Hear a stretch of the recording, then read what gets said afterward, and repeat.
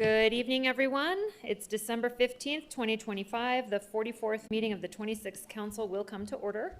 All councilors are going to be present this evening. Councilor Baca is joining us a little bit late. We're going to begin with a moment of silence, followed by the Pledge of Allegiance in English and Spanish.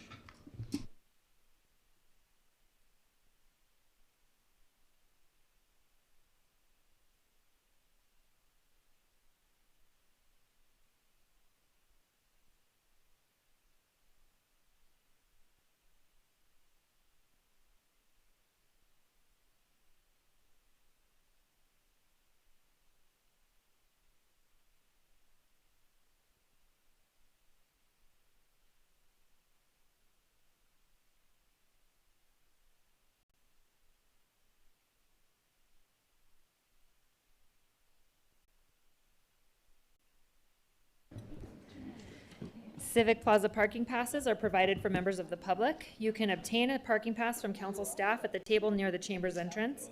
Members of the public, city staff, and the media have the ability to view this meeting in person and on live streams through 4 different platforms: GovTV on Comcast Channel 16, the GovTV website, YouTube, and Zoom webinar. The live streams can be accessed from most smartphones, tablets, or computers. Also, this meeting is closed captioned, and you may enable the closed captioning services on your television or device at this time. The video recording of this and all past council meetings will remain available for viewing at any time on the City Council's website. Council staff is available via telephone if members of the public need assistance finding the videos online. Please call 505-768-3100 for assistance during business hours, Monday through Friday, 8 a.m. to 5 p.m.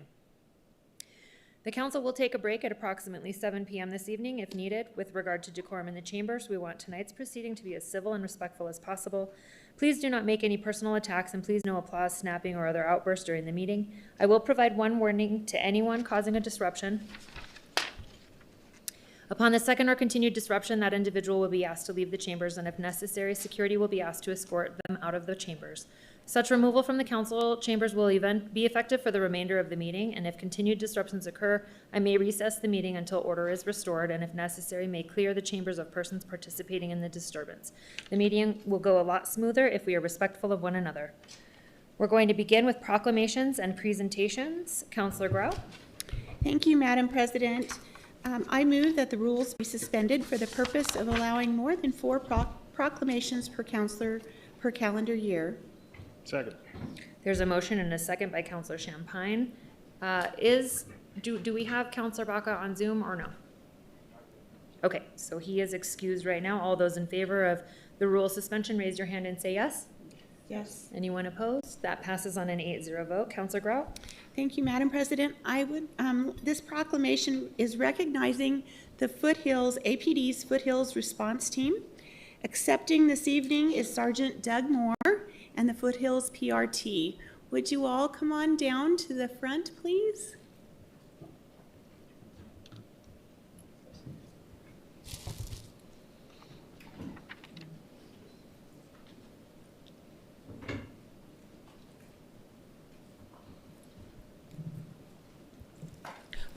As they make their way down to the podium, Councilor, do you want to start reading the proclamation? Yes, thank you.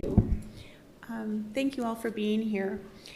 Whereas the Foothills Area Command's proactive response team is led by Sergeant Doug Moore and includes Officer Antonio Hernandez, Officer Ashley Martinez-Lacone, Officer Derek Maines, Officer Eric Montoya, Officer Andrew Romanowski, and Officer Kyle Salzberg. And whereas the mission of the proactive response team is to address low-level crimes that impact the community's comfort and sense of safety through high-visibility proactive enforcement. And whereas in the first 11 months of 2025, the PRT made 564 felony arrests, cleared 484 felony warrants, made 298 misdemeanor arrests, and cleared 657 misdemeanor warrants. And around a quarter of these arrests were made by Officer Ashley Martinez-Lacone. And whereas APD's 2025 Uniform Officer of the Year is Ashley Martinez-Lacone, who earned her bachelor's and master's degrees in criminal justice at New Mexico State University and has been with APD's Field Service Bureau since 2017, where her positive attitude, sincere desire to help others, and solid work ethic have made her a model officer, accounting for 25% of the team's enforcement statistics and 149 felony arrests, clearing 134 felony warrants, 77 misdemeanors, and clearing 149 misdemeanor warrants through November of this year. Earned a medal for outstanding service after jeopardizing her own safety to save the life of a citizen in October of 2020. And whereas APD's 2024 Uniform Officer of the Year was Eric Montoya, who has been with APD since 2019, regularly leads the team in enforcement statistics and goes above and beyond the call of duty in every task he undertakes, earning the respect of his peers, the gratitude of citizens, and in his off-duty hours, he coaches a successful junior wrestling club.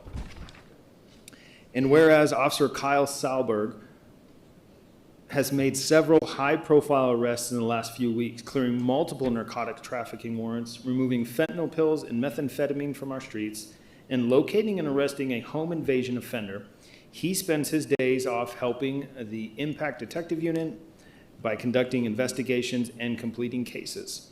And whereas several weeks ago, Officer Andrew Ramakowski single-handedly arrested a member of the Aryan Brotherhood gang with a multiple felony warrants and several bags of methamphetamines and fentanyl.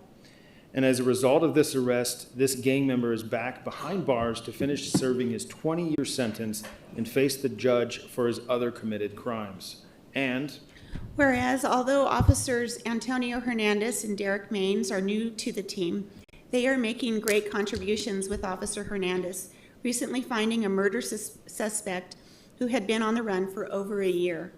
Whereas these officers work to locate criminal activity and enforce our laws before calls for service even come in. They have removed an incalculable number of guns and narcotics from our streets, and their work is aiding economic development, job growth, and the sense of safety for residents and business owners in the foothills and Northeast Heights. Therefore, be it proclaimed that the council, the governing body of the city of Albuquerque, hereby recognize the Foothills Proactive Response Team and thanks them for their service to the citizens of Albuquerque. Thank you.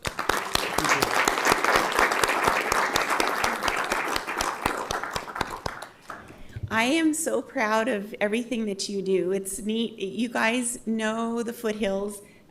Councilor Champagne and I are very lucky to have you all serving in our area. We see you all the time, and you know every hill and every arroyo, and you know the place. And we see the evidence of what you do. 4 years ago, when I came in, there were a lot of things going on that people saw daily. And in the 4 years that I've been had the pleasure of working with you all, people have also seen the change that you're making. And so I am very proud that 3 out of the last 4 years, Officer of the Year for APD has come out of the foothills. That's pretty remarkable. So you guys do it with grace, you do it with compassion, and you do it by the law. You follow the law, and I appreciate that very much. I want to also thank the leadership. Sergeant Doug Moore is outstanding. He leads this fine team of officers, and I think that there's a great respect for what he does. And Commander Witten, he's new to our area, and he has just taken up where Commander Jones and Commander Garrett left him, and so he's been really lucky to have you. DC Barker, I want to thank you for leading these folks and letting them serve in our community. I can tell you that the constituents in District 9 and in District 8 are very grateful for everything that they've done. And can I ask you to say something, DC Barker? And then I want to just have Ashley talk a little bit. Sorry. Thank you, Madam President and Councillor Grout, Councillor Champagne, and councillors. I just want to, thank you for recognizing the wonderful work of these officers. It's nearly on a daily basis where I'm reading SIG alerts that always include the Foothills PRT. And that is no exaggeration. Every day I'm sending them responses saying what a great job they do. And so I'm very appreciative of the work that they do. For anybody who doesn't know, in here we have a team like this in every area command, and we go to them for our hardest asks, for the hardest, and they're our hardest workers. And so I just really want to echo what you have already said and thank them personally for the great work that they continue to do. Officer Martinez, I've had the opportunity of working with you as a supervisor for quite some time when you came as out of the academy, and you continue to do fantastic work. So thank you for all that you do, and keep up the great work. Thank you. Councilors, anything else that you would all like to add at all? Councilor Champagne? Thank you, Madam President. Doug's smiling at me, and I can say he's Doug because he was a recruit for a while that I was in the squad that I was in. So he's always been Doug, and now he's Supervisor Doug, and I'm not surprised. I mean, being a police officer is a calling, and it affects your life completely. And so you know it's in your heart, and you know you're trying to do the right thing day in and day out. And you always try to just end the day going, okay, I did more good than bad. And you can see it in this team that not only do you guys put forth your best efforts, but your supervisor allows you and gives you the freedom to do what you know is right in your heart. And that's amazing to see. This is a great example of how leadership should be, in the sense of trusting in their officers and their team to do the right thing and guiding them when they have questions.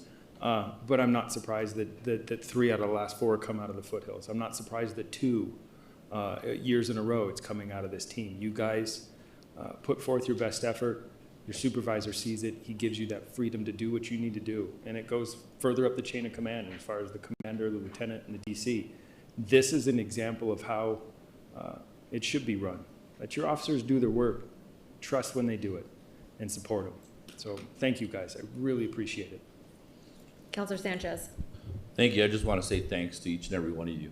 And also just throw a little clarification in there. I know what it's like. I actually was the Foothills commander at one point, so I actually know what it's like to work in the Foothills. And one of the biggest things that people don't realize is the Foothills is a very, very difficult place to work. There's a lot more going on in the Foothills than you would think. You would think that it's one of those areas that is not as rowdy or as radical, but I came from there. When I retired, I saw it. You guys are doing an exceptional job. It's a huge area command. It stretches a long way across the east city limits, and I know how hard it is to navigate that, especially when you have officers on one side all the way to the other, to make sure that you get that back up in that 82 over there. So I just wanted to thank each and every one of you for what you've done and those amazing accomplishments. When you look at the work that Councilor Grout read out, I just want to point out that that's proactive police work. That means these officers are out there doing the job that needs to be done without anybody telling them. They're seeing the need and they're going in and taking care of it. They're attacking the problem, and I appreciate that. One of the other things is Deputy Chief said SIG alerts. What SIG alerts are, they're significant event alerts that go throughout the city. Us as city councilors, we receive those SIG alerts and see what's going on. So we know what significant events that you guys are doing and handling. So thank you for that as well. And then also, next thing I wanted to talk about is the families. I just wanted to say thank you to each and every one of your families for allowing you to work as hard as you do, because it's a calling, just like Counselor said. It's an amazing thing that you guys are out there working as hard as you are. So, you can't say it enough that the families, and if your families are here, can you guys all wave and say hello? Thank you. Thank you so much for putting up with all those long hours and the hard work that these people are putting in for the safety and the security of our department. And last but not least, thank you for looking tip-top. You guys look amazing, and when you're out there doing a job and you're looking tip-top, you get that respect, and I just appreciate that. have a wonderful day, everyone. Thank you so much for your service, and I miss doing it. So, what's that? In-Officer Martinez-Acona had something to say. Yes, go for it. Called me out. No, thank you, city councilors, for inviting our team here tonight. I wouldn't be able to do the things I do without the team. We're like this is my family. I probably see them more than my own family, and I appreciate them very much. And like you said, Councilor Sanchez, we wouldn't be able to do what we do without our family. And I have my mom and my dad and my husband here, and I know our other teammates have some family, and I love you guys and I appreciate you very much. And again, we wouldn't be able to do what we do without our sergeant. Sergeant Moore is the best leader I know. He's been my sergeant for many years now, and if we didn't have him advocating for us and supporting us, we wouldn't be able to do the job we do. And again, it goes up the ranks, even to Commander Witten, to our deputy chiefs, our chief. Thank you for just supporting us. And once again, I wouldn't be able to do the stuff I do without the support of the team. So thank you guys for everything you do too. And thank you guys for inviting us and acknowledging us. We're very grateful for that. So thank you. Thank you. Counselor Lewis? Madam President, just fantastic job, a recognition that is well-deserved. And the only thing I'll say is that I hope that you feel and know that this is a city, and I hope we have more and more of a reputation that has the back of our police officers, and we'll do everything that we can to support you to do the job that you're called to do. So thank you very much. We appreciate you so much. Congratulations. If you want to go ahead and walk through to shake our hands, we would be honored.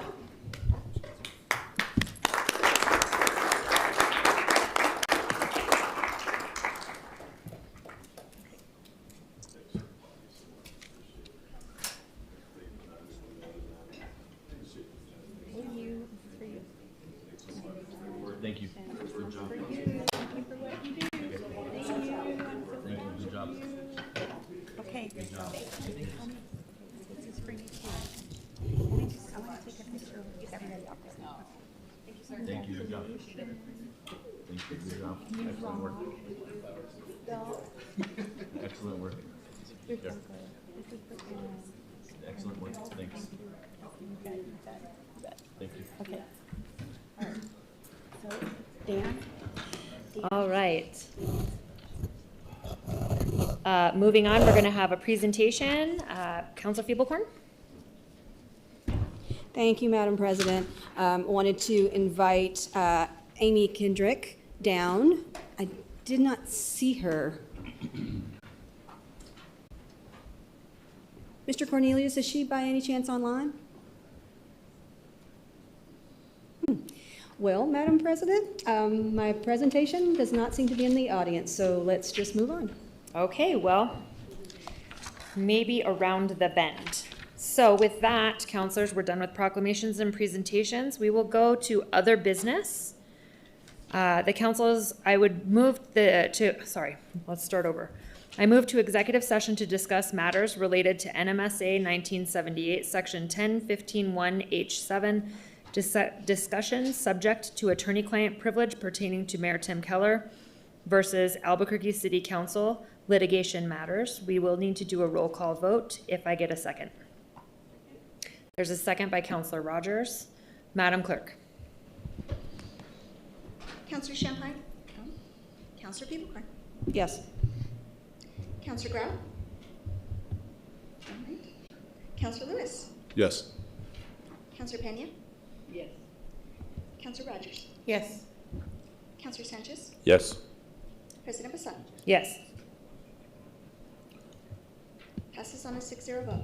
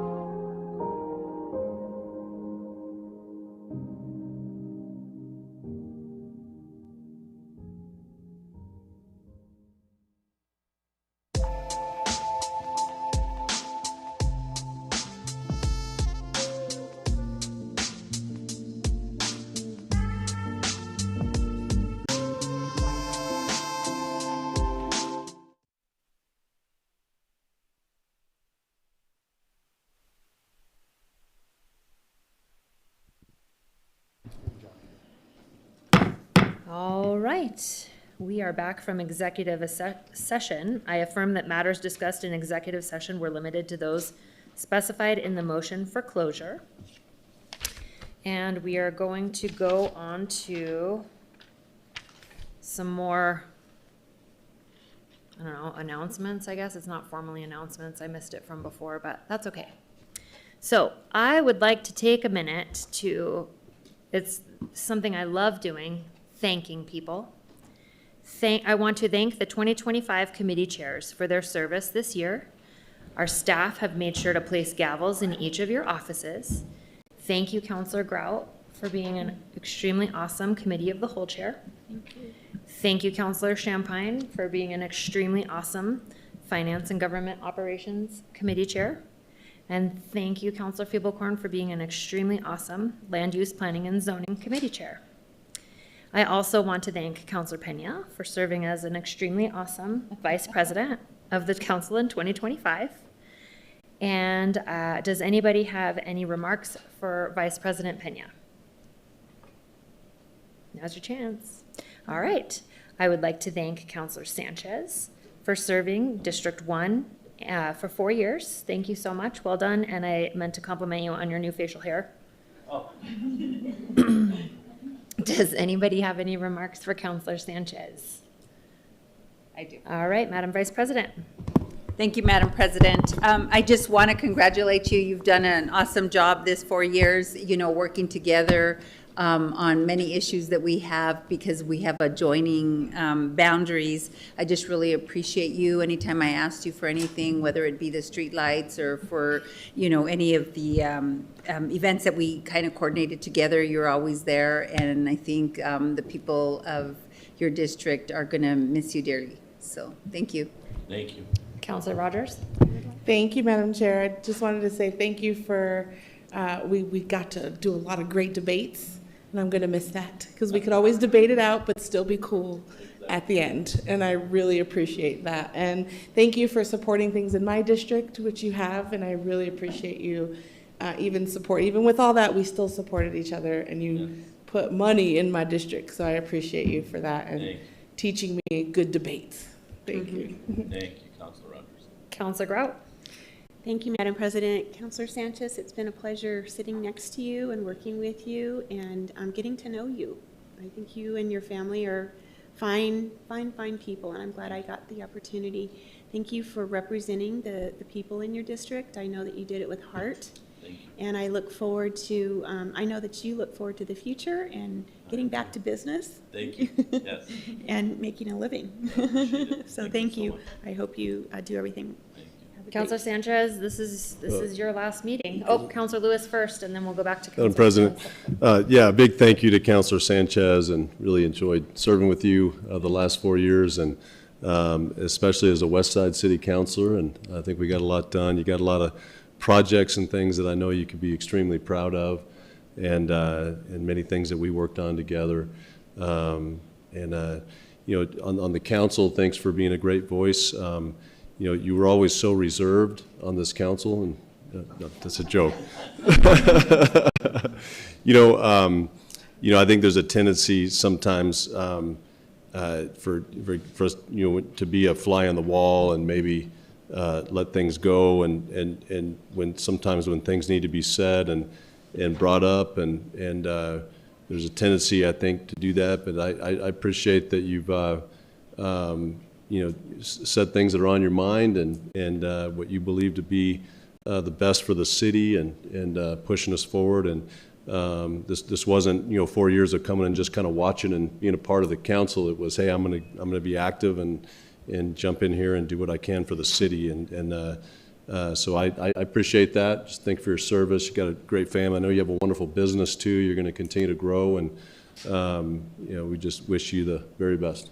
Thank you very much, Councilor. All right, Councilor Sanchez, as your last meeting tonight, do you want your own soapbox for a minute to say a few words? Sure, I guess I'll say a few words.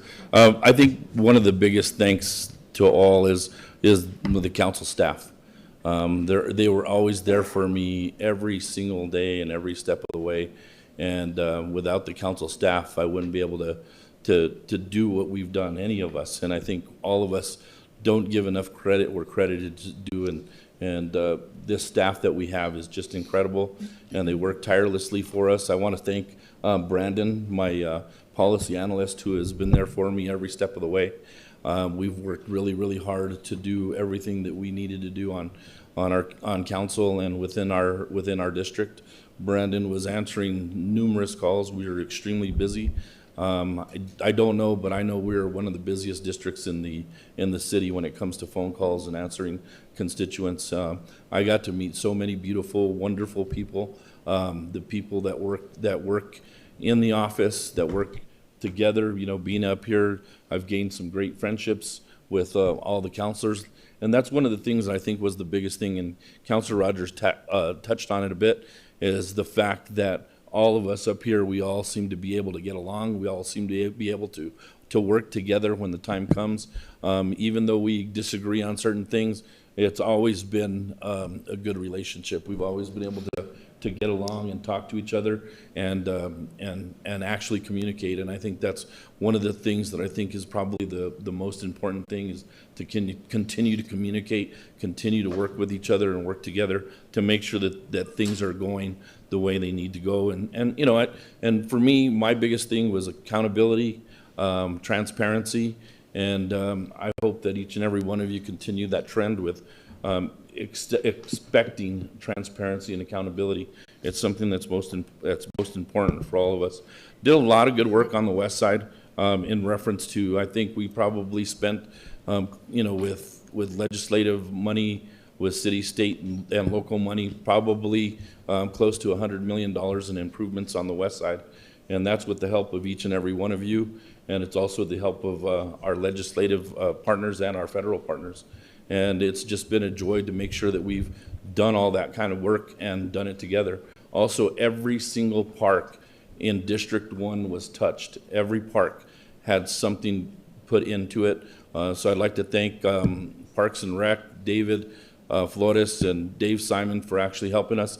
Aziza was instrumental, and Aziza is part of the council staff to make sure that I've got my money spent. I made it a mandate that the money stays with the people. So every single year that we've got our set aside and we got our legislative money, I made sure that every single dollar went back into the public and was used for public use. Didn't hold on to anything, got it all out there to you, and made sure that every single person was able to utilize that money. And if there's anything left, I'm going to come back and say we need to find a place to spend it. Again, I just want to say thanks to each and every one of you, everybody that was here, and everyone that was part of me having a good time up here and hanging out with everybody. Like I said, it's been a really, really wonderful and enjoyable time, but it's time to get back to work. And what I mean by back to work, that means to get back to business, and that's what I intend to do. So thanks everyone. Thanks to the staff. Brandon, thank you so much. I really appreciate you. And Aziza, thank you so much. Thank Take you, care. Counselor. Thank you so much. Madam President. Madam Vice President. Madam President, we want to all thank you for your leadership this year. I think you've done an outstanding job. It's so obviously as a woman, and I think you've really provided clear, consistent messaging to us. I love that you follow Robert's rules to the order, and it's just really refreshing to see how you've been able to keep us all together and on track. So thank you for your service. Thank you very much. Thank you all. Thanks to all of you. Thank you, thank you, thank you. With that, we're moving on to the journal. I move approval of the December 1st journal. Second. There's a second by Counselor Rogers. All those in favor, raise your hand and say yes. Anyone opposed? That passes on a 9-0 vote. Communications and introductions. I move that the rules be suspended to amend the letter of introduction to place OC 59 on the January 5th council agenda for action. OC 59 is the request for immediate review of the city attorney conduct and compliance with conflict of interest requirements in mayor versus city council litigation. There's a second by Councilor Champagne and Grout. All those in favor of putting this on the January 5th agenda, raise your hand and say yes. Anyone opposed? That passes unanimously. I also move that the rules be suspended for the purpose of placing EC 548 on tonight's agenda for action. EC 548 is the approval of contract with IDEMIA to provide an AFIS automated fingerprint identification system platform. There's a second by Counselor Feeblecorn. All those in favor, raise your hand and say yes. Yes. Anyone opposed? That passes unanimously. Counselor Feeblecorn. Madam President, I move that the rules be suspended for the purpose of placing OC 57 on tonight's agenda for action. OC 57 is the appointment of a member to the Open Space Advisory Board. There's a motion and a second by Madam Vice President. All those in favor, raise your hand and say yes. Yes. Anyone opposed? That passes unanimously. Counselor Feeblecorn. Madam President, I also move that the rules be suspended for the purpose of placing R219 on tonight's agenda for action. R219 is establishing a one-time supplemental compensation payment for city employees based on ending fiscal year 25 general fund balance. Second. There's a motion and a second by Madam Vice President. All those in favor, raise your hand and say yes. Yes. Anyone opposed? That passes unanimously. Counselor Grout. Madam President, I move that the rules be suspended for the purpose of placing R215 on tonight's agenda for action. R215 is adjusting fiscal year 2025 appropriations for certain funds and programs to provide for actual expenditures and adjusting fiscal year 2026 operation appropriations. There's a motion and a second by Counselor Feeblecorn. All those in favor, raise your hand and say yes. Yes. Anyone opposed? That passes unanimously. Counselor Grout. Madam President, I move to amend the letter of introduction to withdraw 25105 with an explanation. Second. There's a motion and a second from Madam Vice President. Counselor Grout. Thank you, Madam President. I want to, in working in the spirit of cooperation, I did meet with the mayor this morning, and we had a nice conversation. And so at this time, I would like to withdraw. I can always bring it back. I look forward to working with the new directors and this in the new year, and hopefully things will go smoother and better. And if I can always bring it back. There is a motion to withdraw our 105 from the letter of introduction. All those in favor, raise your hand and say yes. Yes. Yes. Anyone opposed? That passes unanimously. Counselors, any other changes to the letter of introduction? Seeing none, I move approval of the letter. There's a motion and a second by Counselor Grout and Champagne. All those in favor, raise your hand and say yes. Yes. Anyone opposed? That passes unanimously.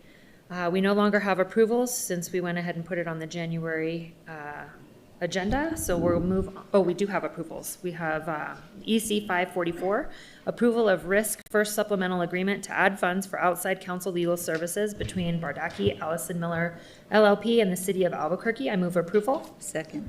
There's a motion and several seconds. I don't think we have anybody signed up to speak on that one. All right, counselors, any questions or comments? All right, seeing none, the motion is to approve EC 544. All those in favor, raise your hand and say yes. Yes. Anyone opposed? That passes unanimously. We're moving on to reports of committees. Counselor Champagne. Thank you, Madam President. I will turn my mic on now. There we go. Thank you, Madam President. The Finance and Government Operations Committee met on Monday, December 8th, 2025, and reports out the following items. In the matter of EC 482 and EC 537, they be approved. In the matter of R202, R205, and R211, that they do pass. In the matter of R209, that they do pass as amended. And in the matter of R212, that it failed as amended. And I make a motion to accept the committee report. There's a motion and a second by Counselors Grout and Rogers. All those in favor, raise your hand and say yes. Yes. Anyone opposed? That passes unanimously. Counselor Baca. Thank you, Madam Chair. I make a motion to revive R25-212 and place this item on the January 5th council agenda for action.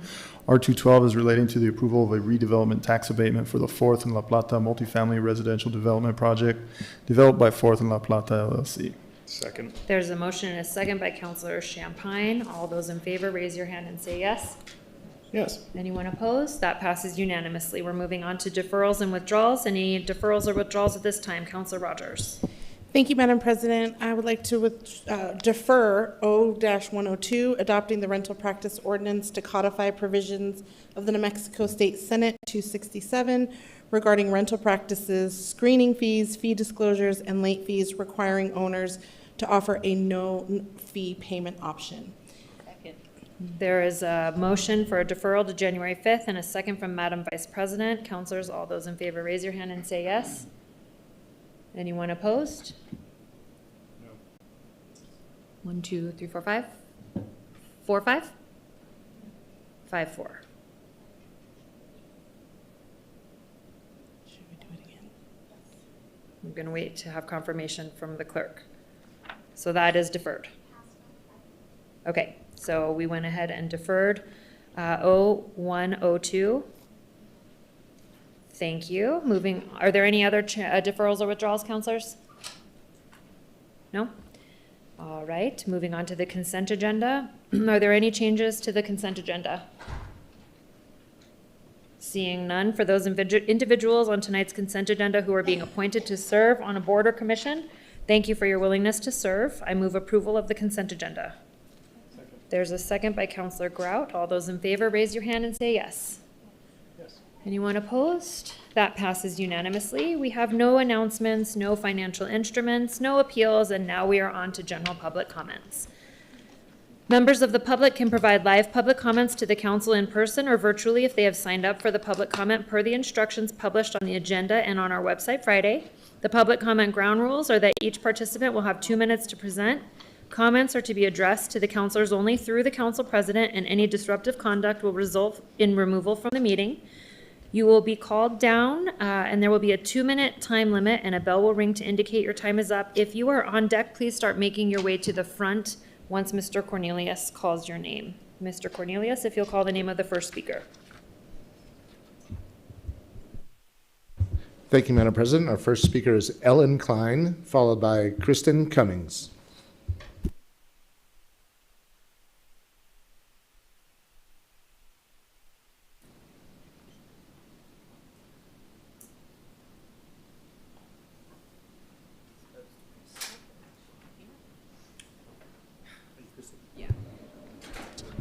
Kristen Cummings, followed by Shirley Field. Okay.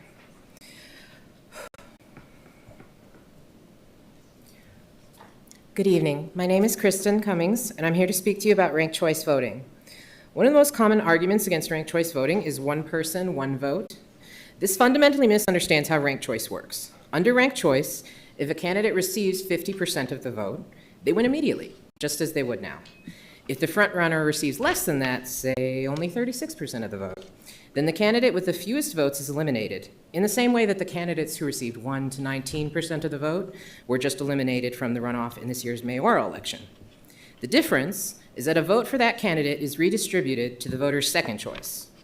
If and only if their second choice is the next candidate with the least votes, does their third choice come into play. And so on until someone crosses that 50% threshold. It's literally an instant runoff. I had to vote twice in this last election, once in the general and once again in the runoff. I had to vote for my second choice in the runoff. Does that violate one person, one vote? Should my vote not have counted? Another common argument is that it will be confusing, that there will be voided ballots if voters only pick one candidate. You can already do that.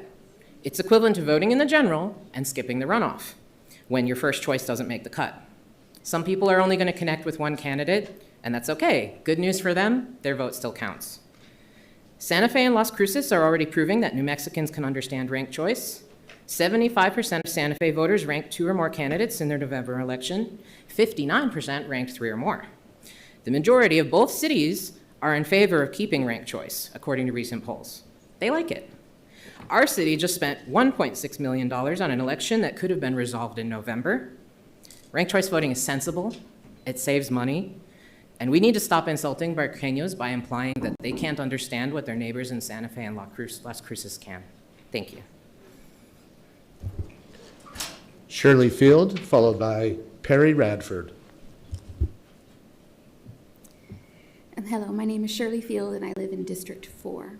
Thank you for the opportunity to let me share why Albuquerque needs ranked choice voting. Runoffs have a way lower turnout than in a general election.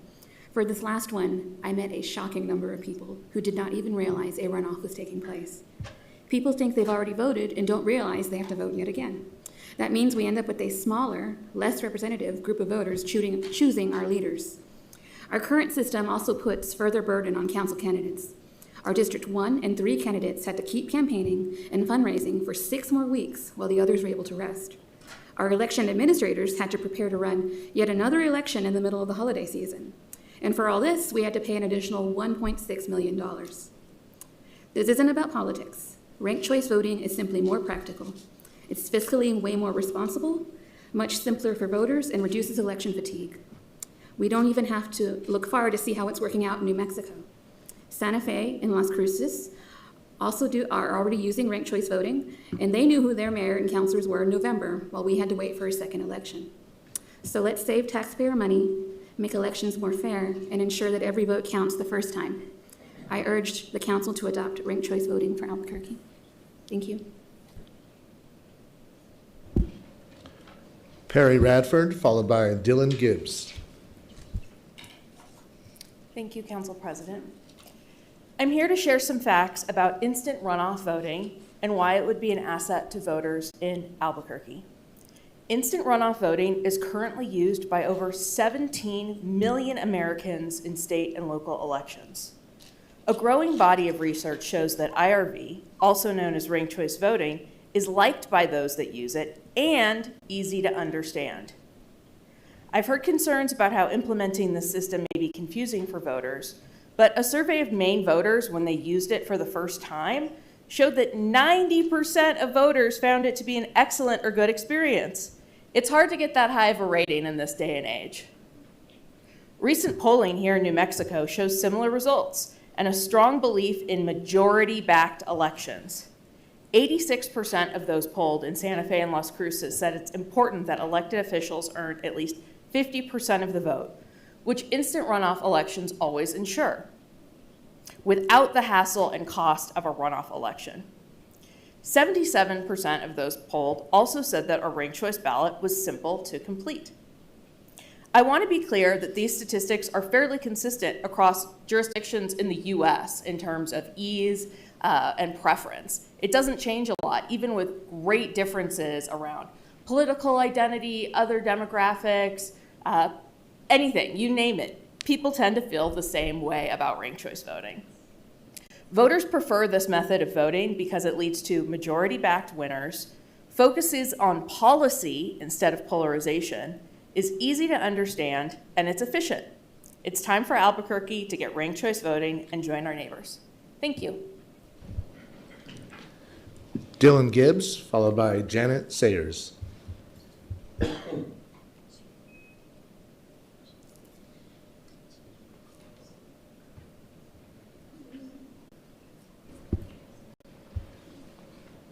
Janet Sayers, followed by Anami Das.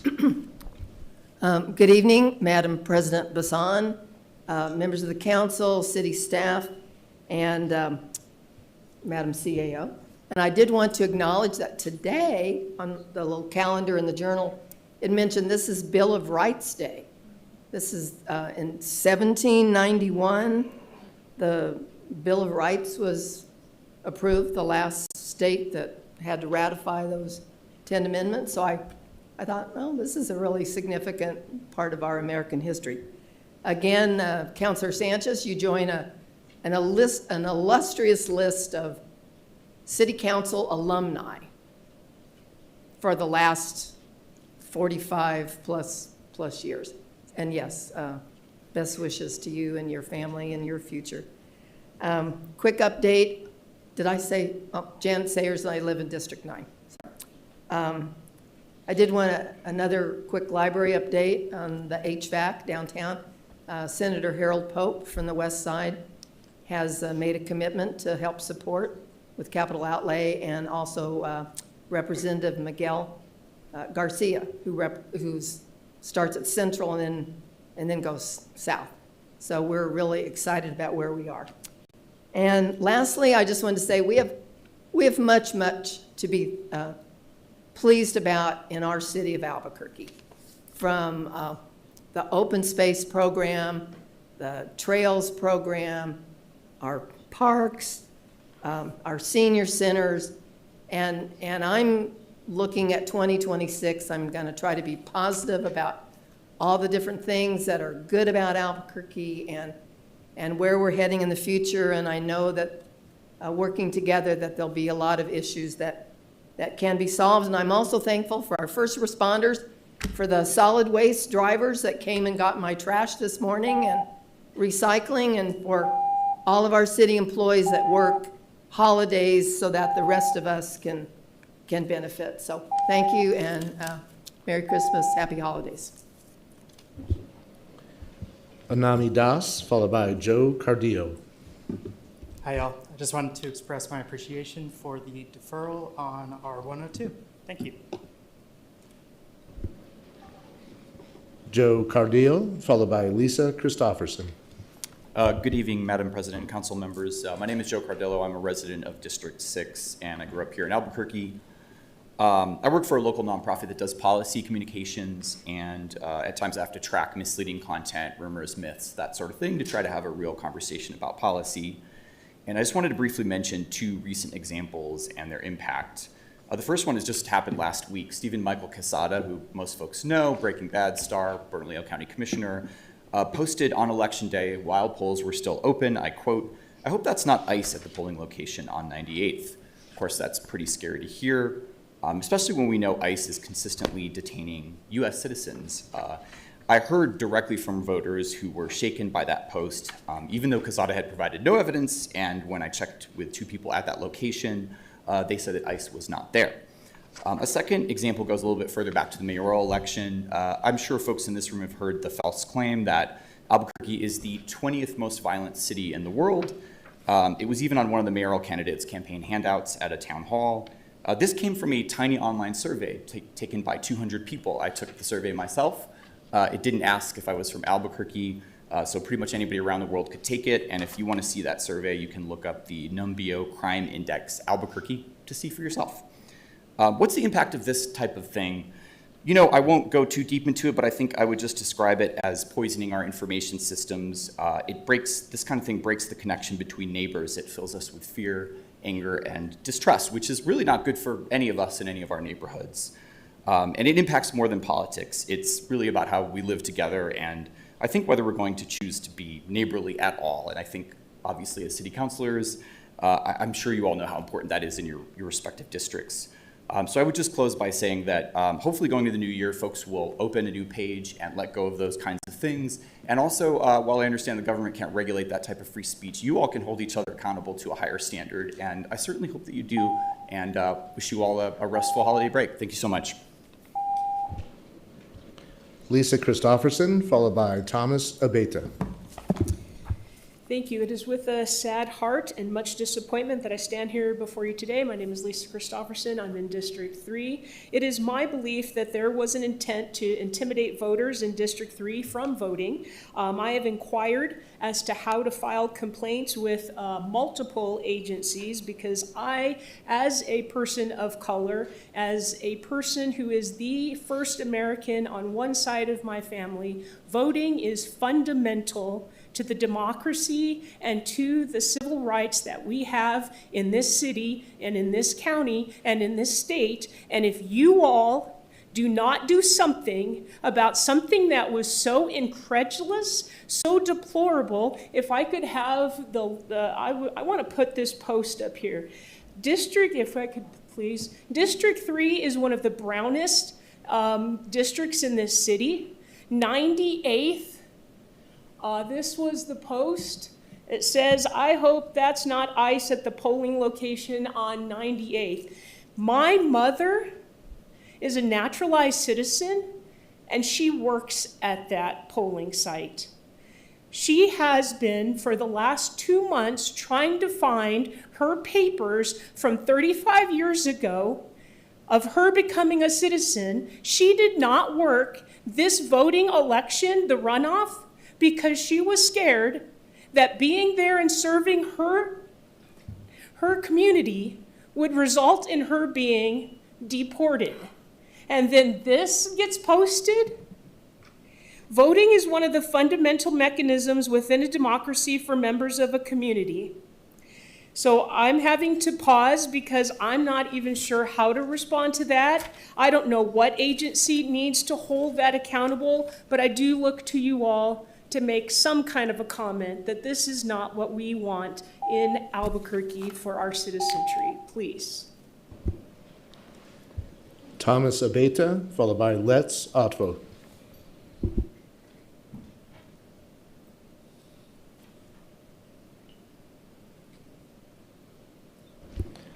Let's Otvo, followed by Brick Jonesy. Good evening, Madam President, council members.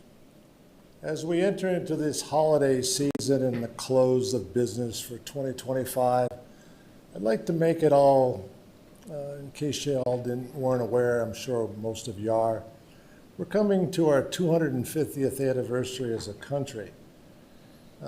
It does please me to see the outpouring of individuals who are willing to serve within their government. Right? But I do want to express upon all of you folks in Albuquerque that have actually signed an oath to uphold the Constitution of this great United States of ours. That means that it's everyone is treated equally with equal application of the law. I won't direct my comments to anyone else other than Councilman Bassan, but what got myself involved in my community was something that happened to me with the police. Right? So when I begin to dig into why it happened, and rather than just finding the nugget out there so I could say this is what it was, I found this unwanted gold mine of shit. And I'm going to continue to dig.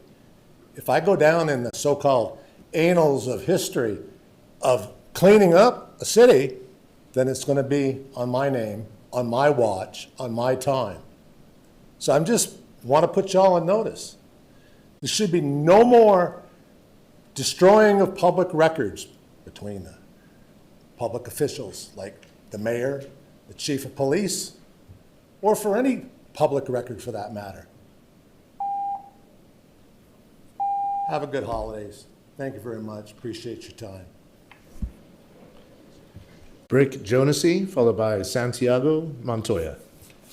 Madam Councilor President and councilors, thank you for serving this year. Most of all, I want to thank Mr. Letzotvo for his service. Massive appreciation for that man. He served his country and he continues to serve, and he inspires me to serve in what best capacity that I can serve. My role as press and continued role as a First Amendment auditor, it's a prideful one. I really appreciate everything that he's done for me and what he continues to do for me. Press being a fundamental right, a fundamental portion of the First Amendment, it's a necessity. It's a 100% necessity that any type of corruption be found by individuals in this capacity. So when we bring you a story, we do expect, 100% expect, because you too have signed an oath, to honor that oath and dig and root it out as well. I do appreciate that it is the holidays. I want you guys to have the best of holidays. We also want to have the best of holidays. I do find it interesting that Officer Romkowski gets some type of award a year after violating my rights, Mr. Letzotvo's rights. Just prior to this award, in the same fashion, Officer Cedillo training someone to violate our rights in our official capacity as press. So please continue in what is known as the good defense of our rights. Thank you. Santiago Montoya, followed by Joel Brown.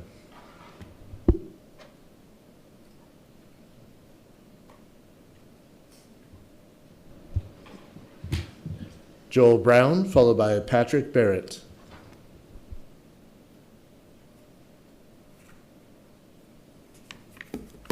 Good evening, my name is Joel Brown. I am a business owner downtown, and a month ago I got shot while I was at work.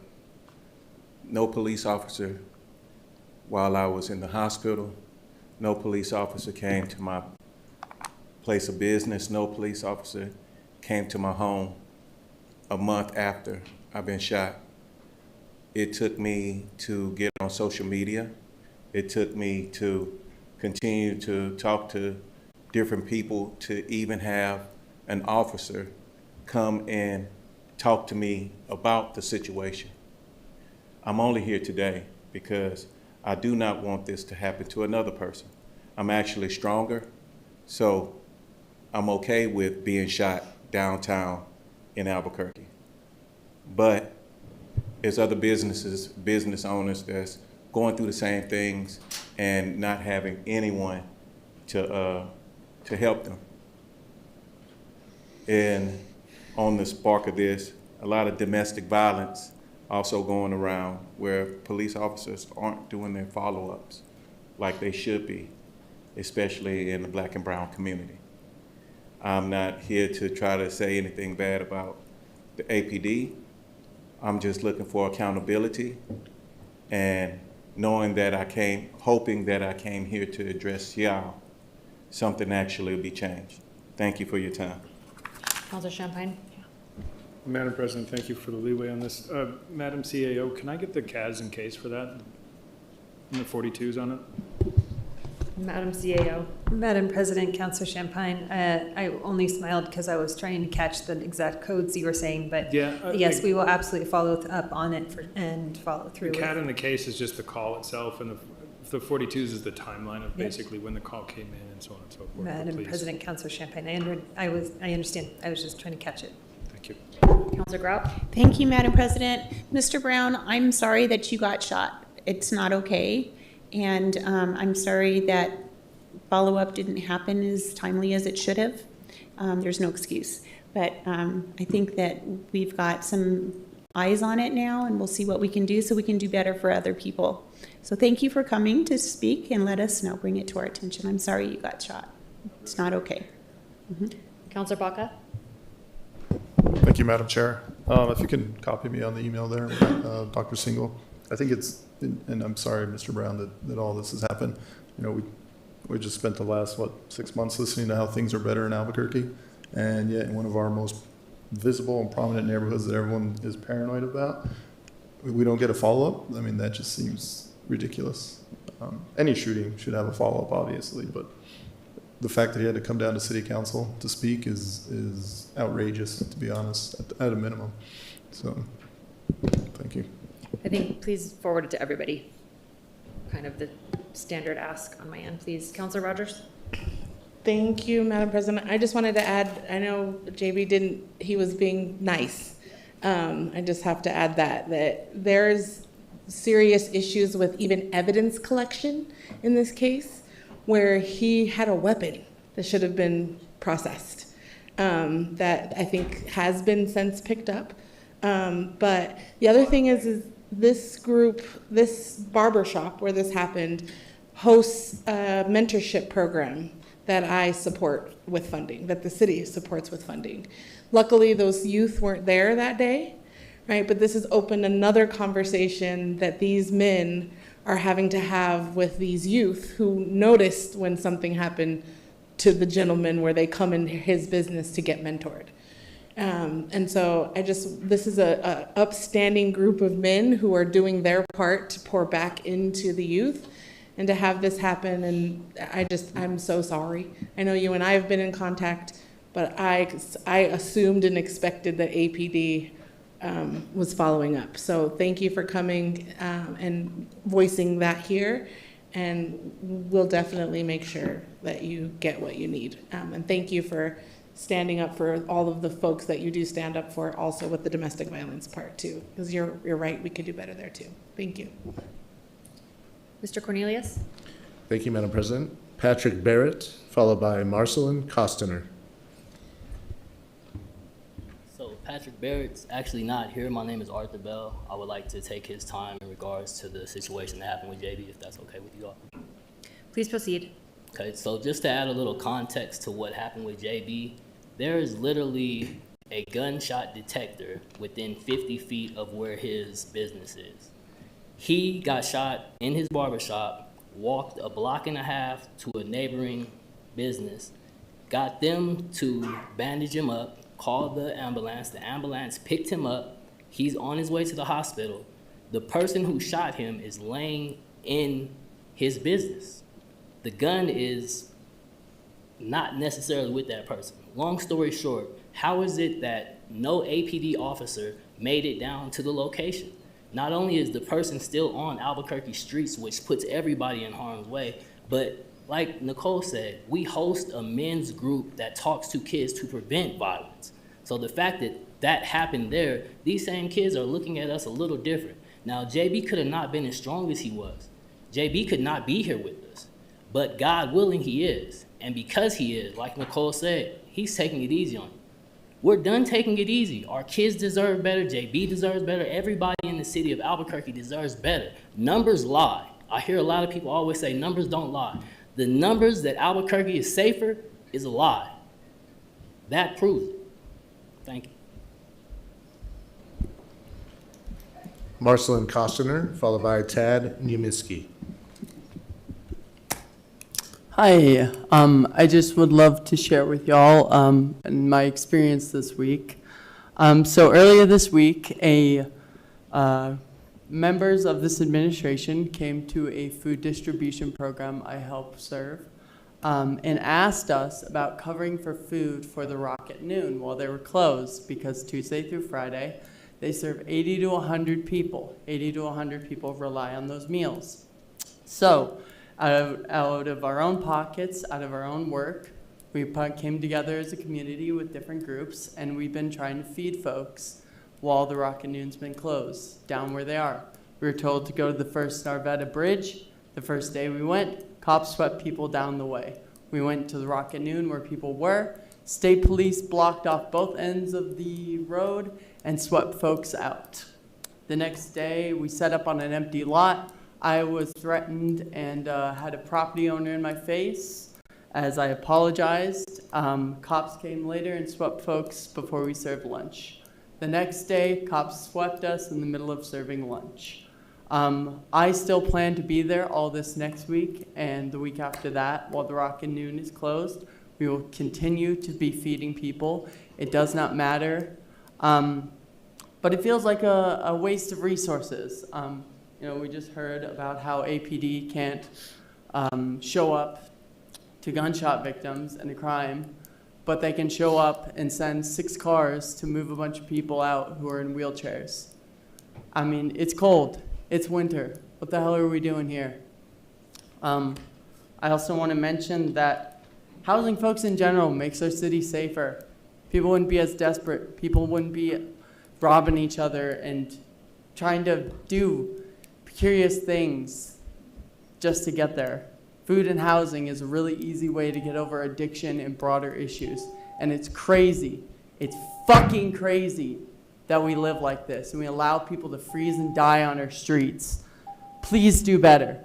Please. Tad Numiski, followed by Augustine Romero.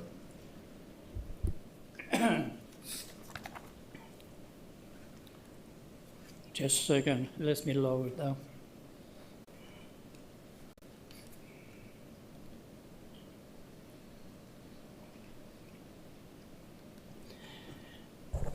Thank you. My name is Ted Niemiecki. Well, in the city, at least 500,000 now. Winning election by 9 city council and one district winning by 69 votes. That's not very smart. That's not very smart. I would be personally ashamed of it. Who fixed it? Knowing Claricia, Kenya, career politician, anything possible, and I would hesitate to bet that was fixed.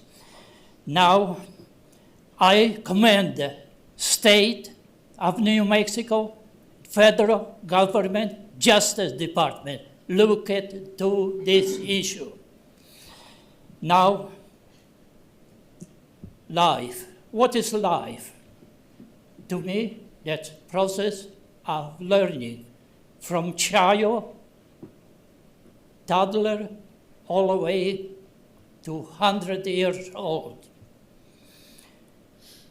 Learning in doing right things, right way, not only for oneself, but for others in communities, speaking up what is right way.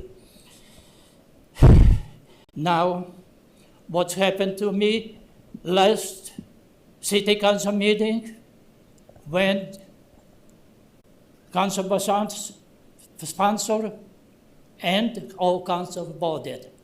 That is help me. I'm ready to go to court. Thank you. Augustine Romero, followed by Stephen Verchinsky.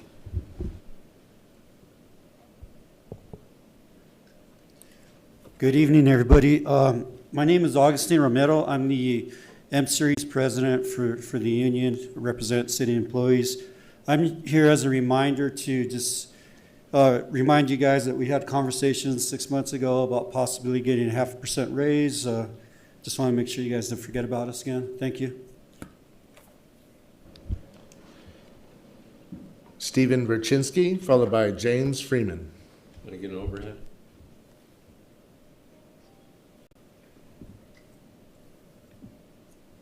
Is that showing?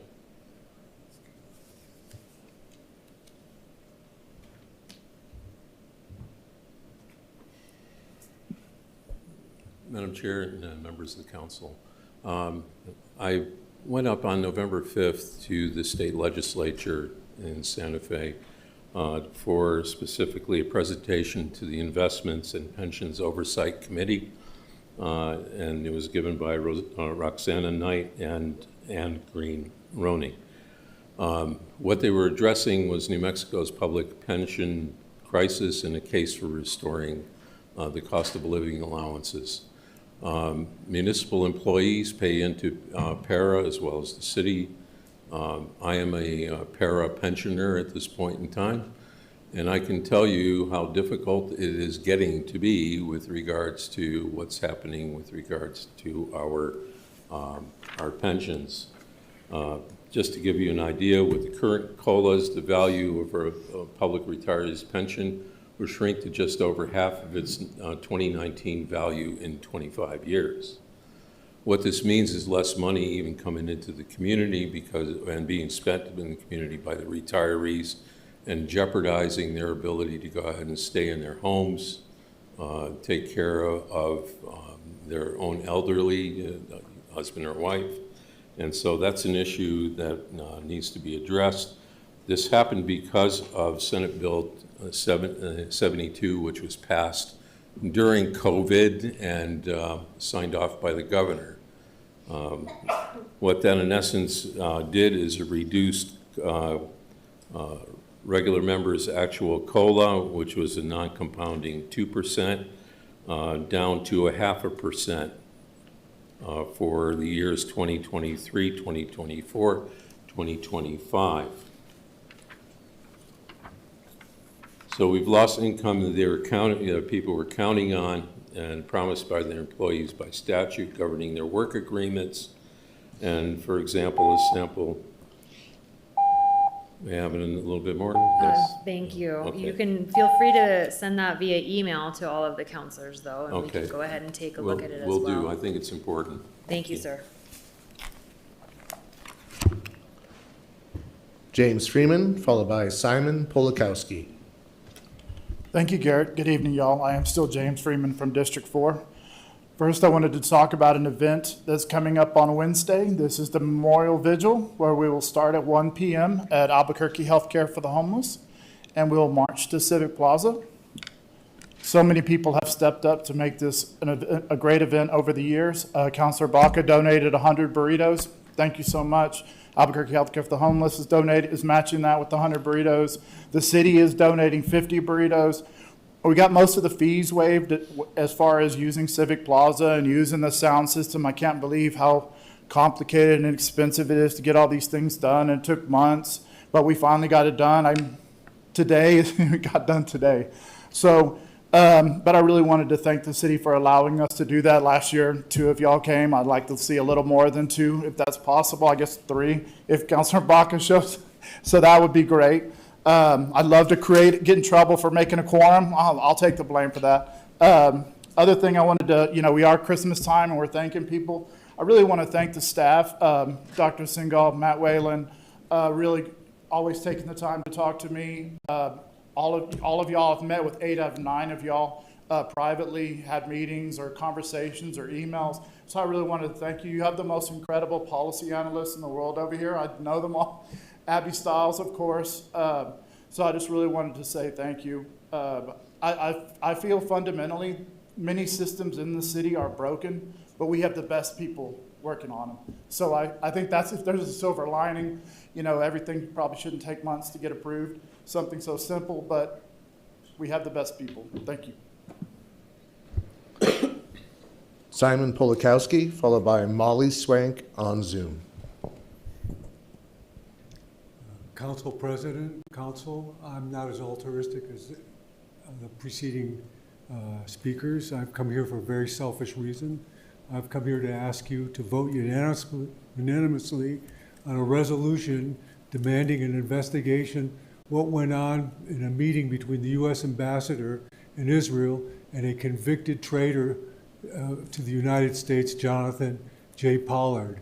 I'm doing this publicly because I don't want to be accused of being threatening anybody. I'm asking you, as my representatives of the city I've lived in for over 50 years, to ask our congressional representatives and Senate to have a public hearing into this matter. Mr. Pollard was convicted of betraying our nation. Every day, every council meeting, you all take a pledge of allegiance to the flag. He violated that. He was a government employee employed by naval intelligence, and he sold an incredible amount of very sensitive information about the United States defense process. And that there hasn't been a public outrage befuddles me, and it scares me. So I'm here for that selfish reason, because I, as an ordinary citizen, cannot demand an interrogation of our ambassador and what was said during this conversation between a representative of us, the people, and a traitor who betrayed us, the people. And so I'm asking again for you to unanimously pass a resolution demanding an investigation to this. Thank you. Molly Swank, followed by Jacob Trujillo. Thank you, council members, for the opportunity to speak with you tonight, and I apologize I couldn't make it downtown in time to be there in person. My name is Molly Swank. I'm the Executive Director for Common Cause New Mexico, and I'm sure it's no surprise that I'm here to speak in support of ranked choice voting, also known as instant runoffs for the city of Albuquerque. Our city had our runoff elections last week, where only 1/3 of registered voters turned out to vote for our city's highest ranking position. The city hasn't released the numbers of how much was spent on the 30-day runoff process, but it was estimated to be over $1 million for staffing, printing, rentals, trainings, etc. Common Cause is here again to ask you to support ranked choice voting, aka instant runoffs, to save our taxpayer dollars and decrease voter fatigue across our city. Runoffs mean 30 more days of campaign ads, campaign mailers, people knocking on doors, phone calls, all of that. Ranked choice voting won't decrease the value of each voter's vote, but instead allows them to consider all candidates and their policy positions. It's a simple process for voters and for our election administrators, and we hope that you'll support a measure to enact ranked choice voting in 2026 and allow our city to facilitate instant runoff elections moving forward. Thank you so much. Jacob Trujillo, followed by Nira Saxena.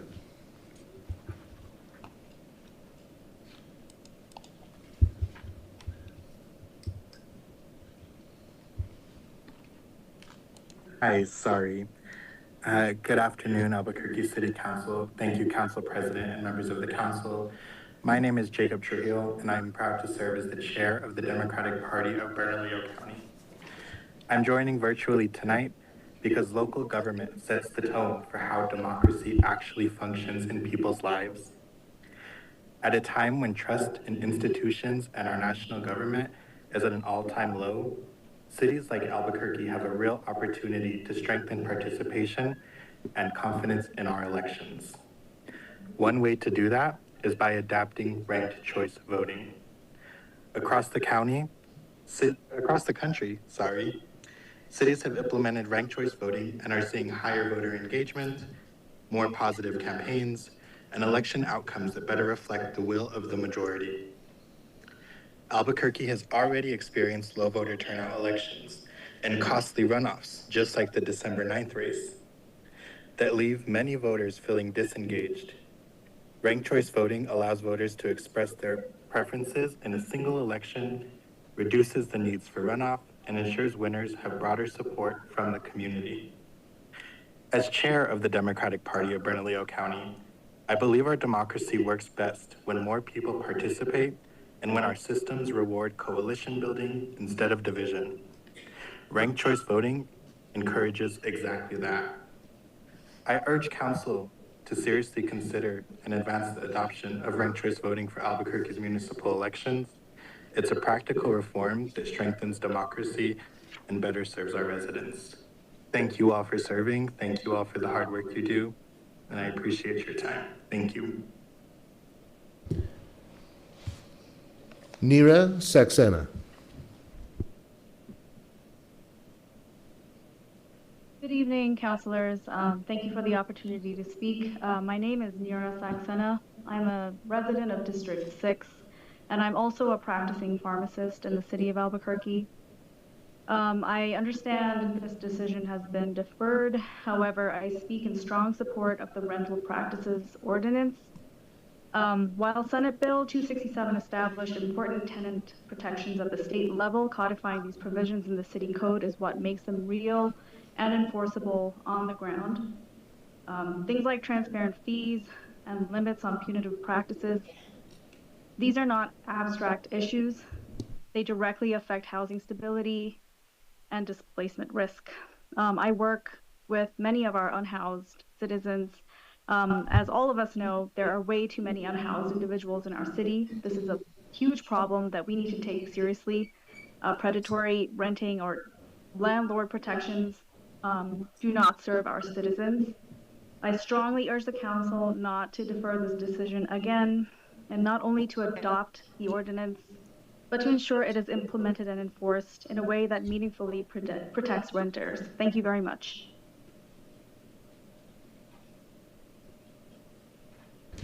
Madam President, I'm unable to locate Jordan McConnell in Zoom, and I say that just in case he's here. But that does conclude general public comment. Thank you.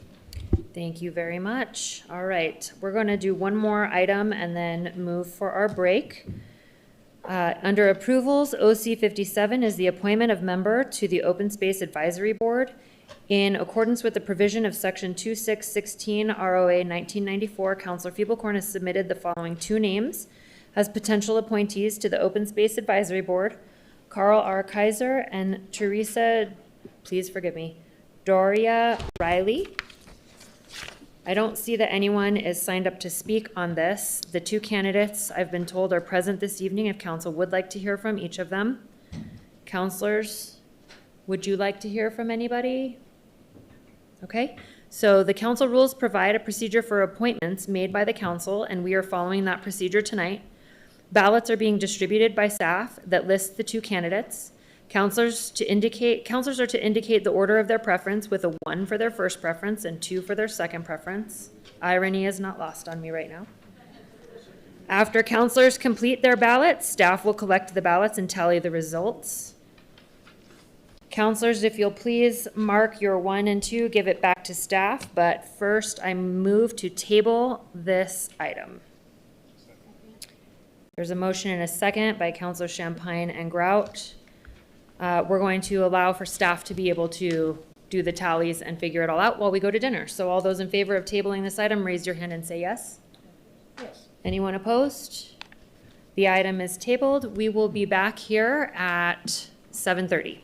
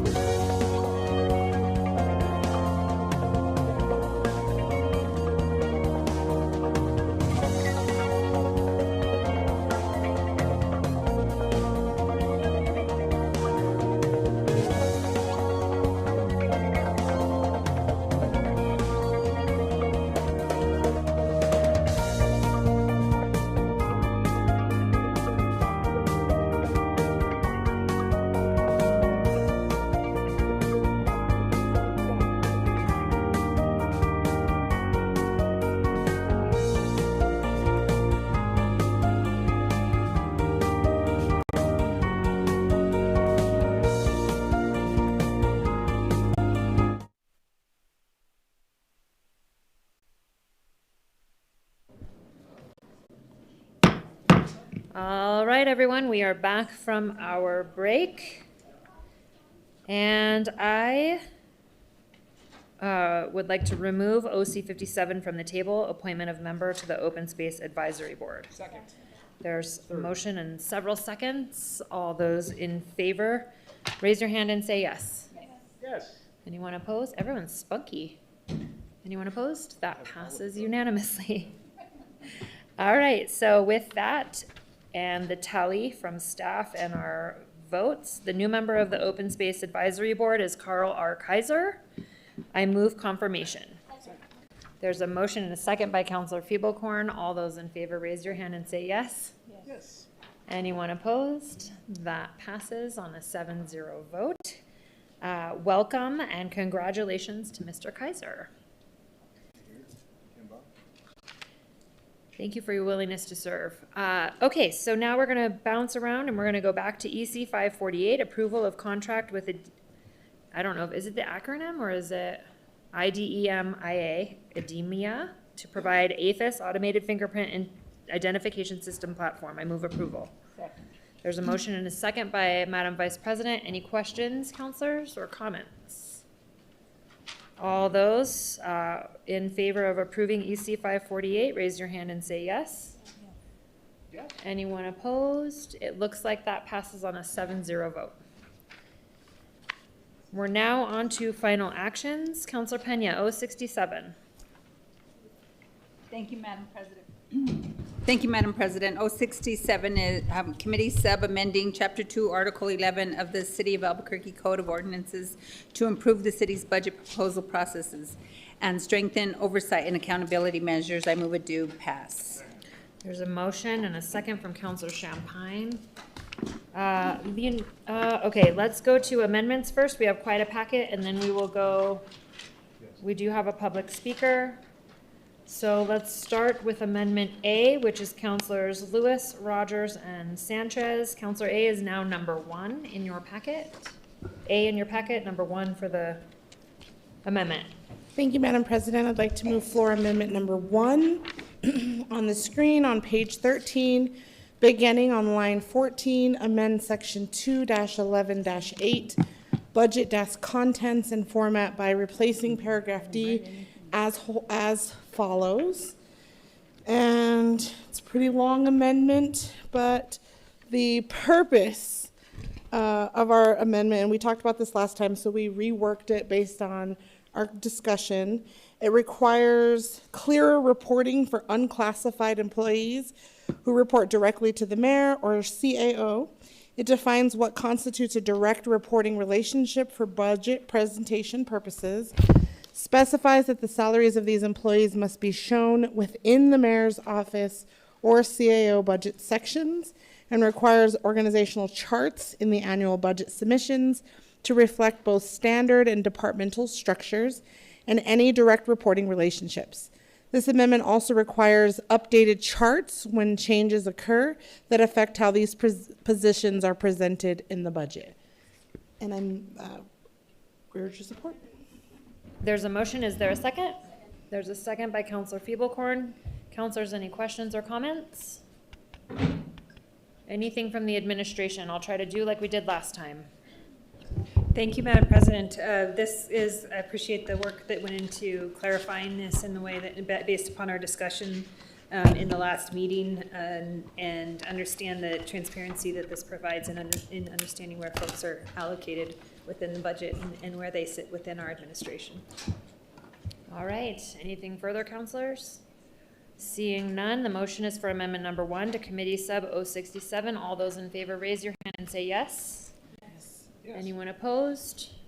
That passes unanimously. Moving on to number 2, which is B in your packet, Councilor Champagne.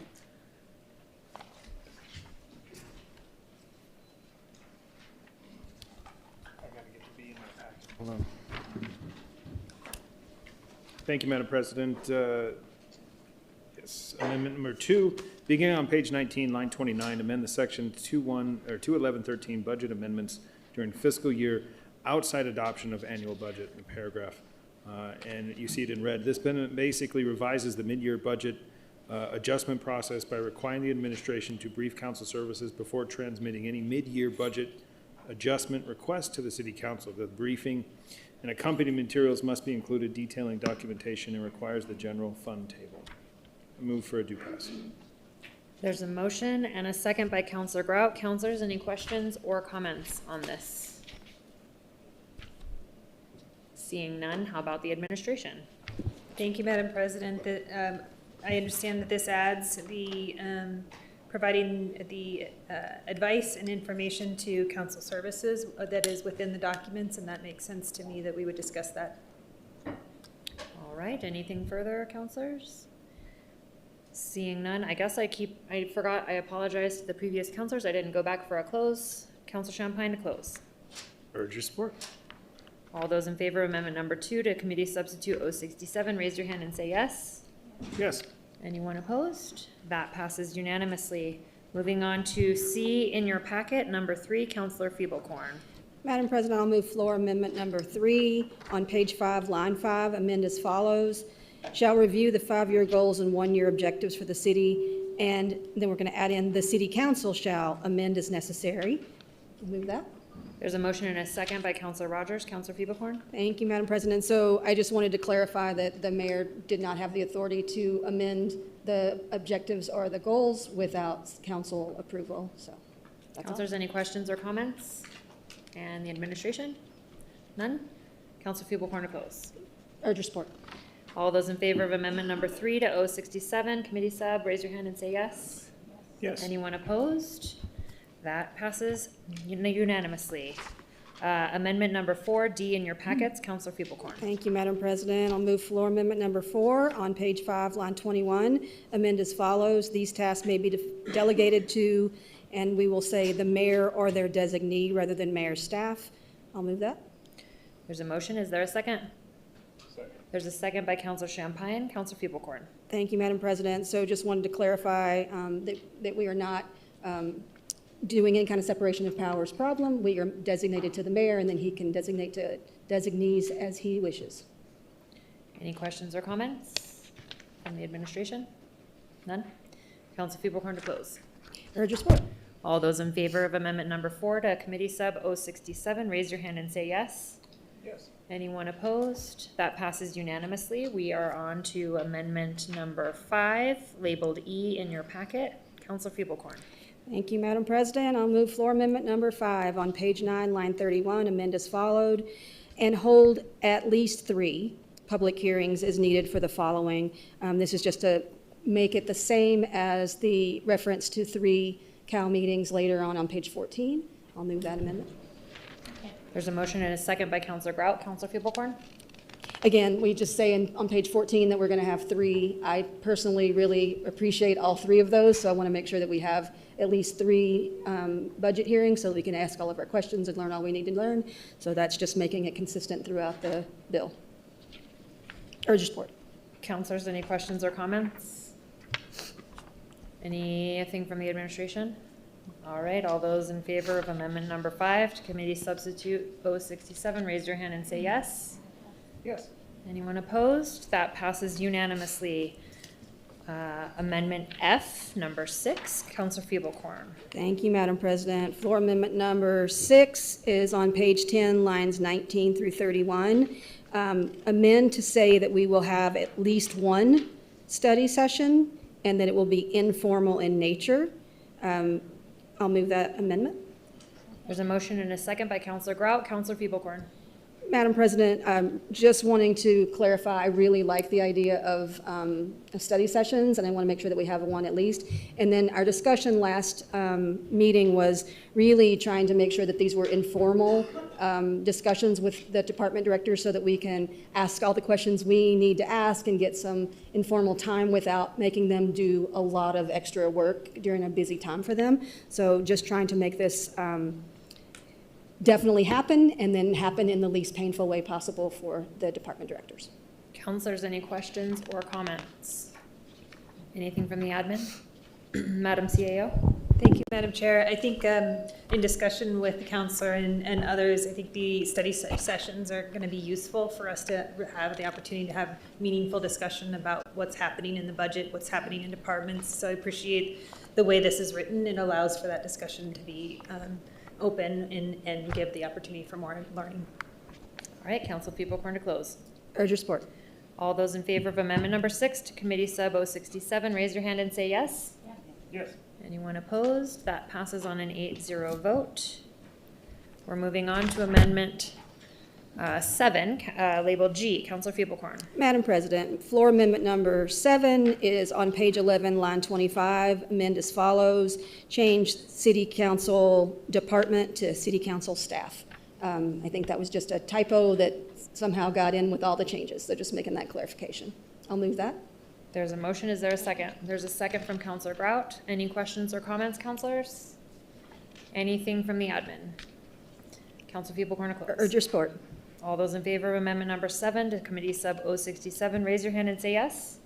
Yes. Anyone opposed? That passes on an 8-0 vote. We are moving on to Amendment Number 8, Councilor Peoplecorn, H in your iPad.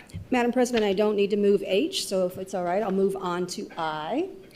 All right, we are skipping H. We're moving on to I. Still, this will be number 8 for amendments. Thank you, Madam President. Floor amendment number 8 on page 14, lines 1 through 6. Amend the section as follows. And it will now say a separate program strategy shall be included for any enterprise fund that receives general fund revenues. The program strategy shall include a description of general fund revenue uses and other funding sources as applicable. I'll move that amendment.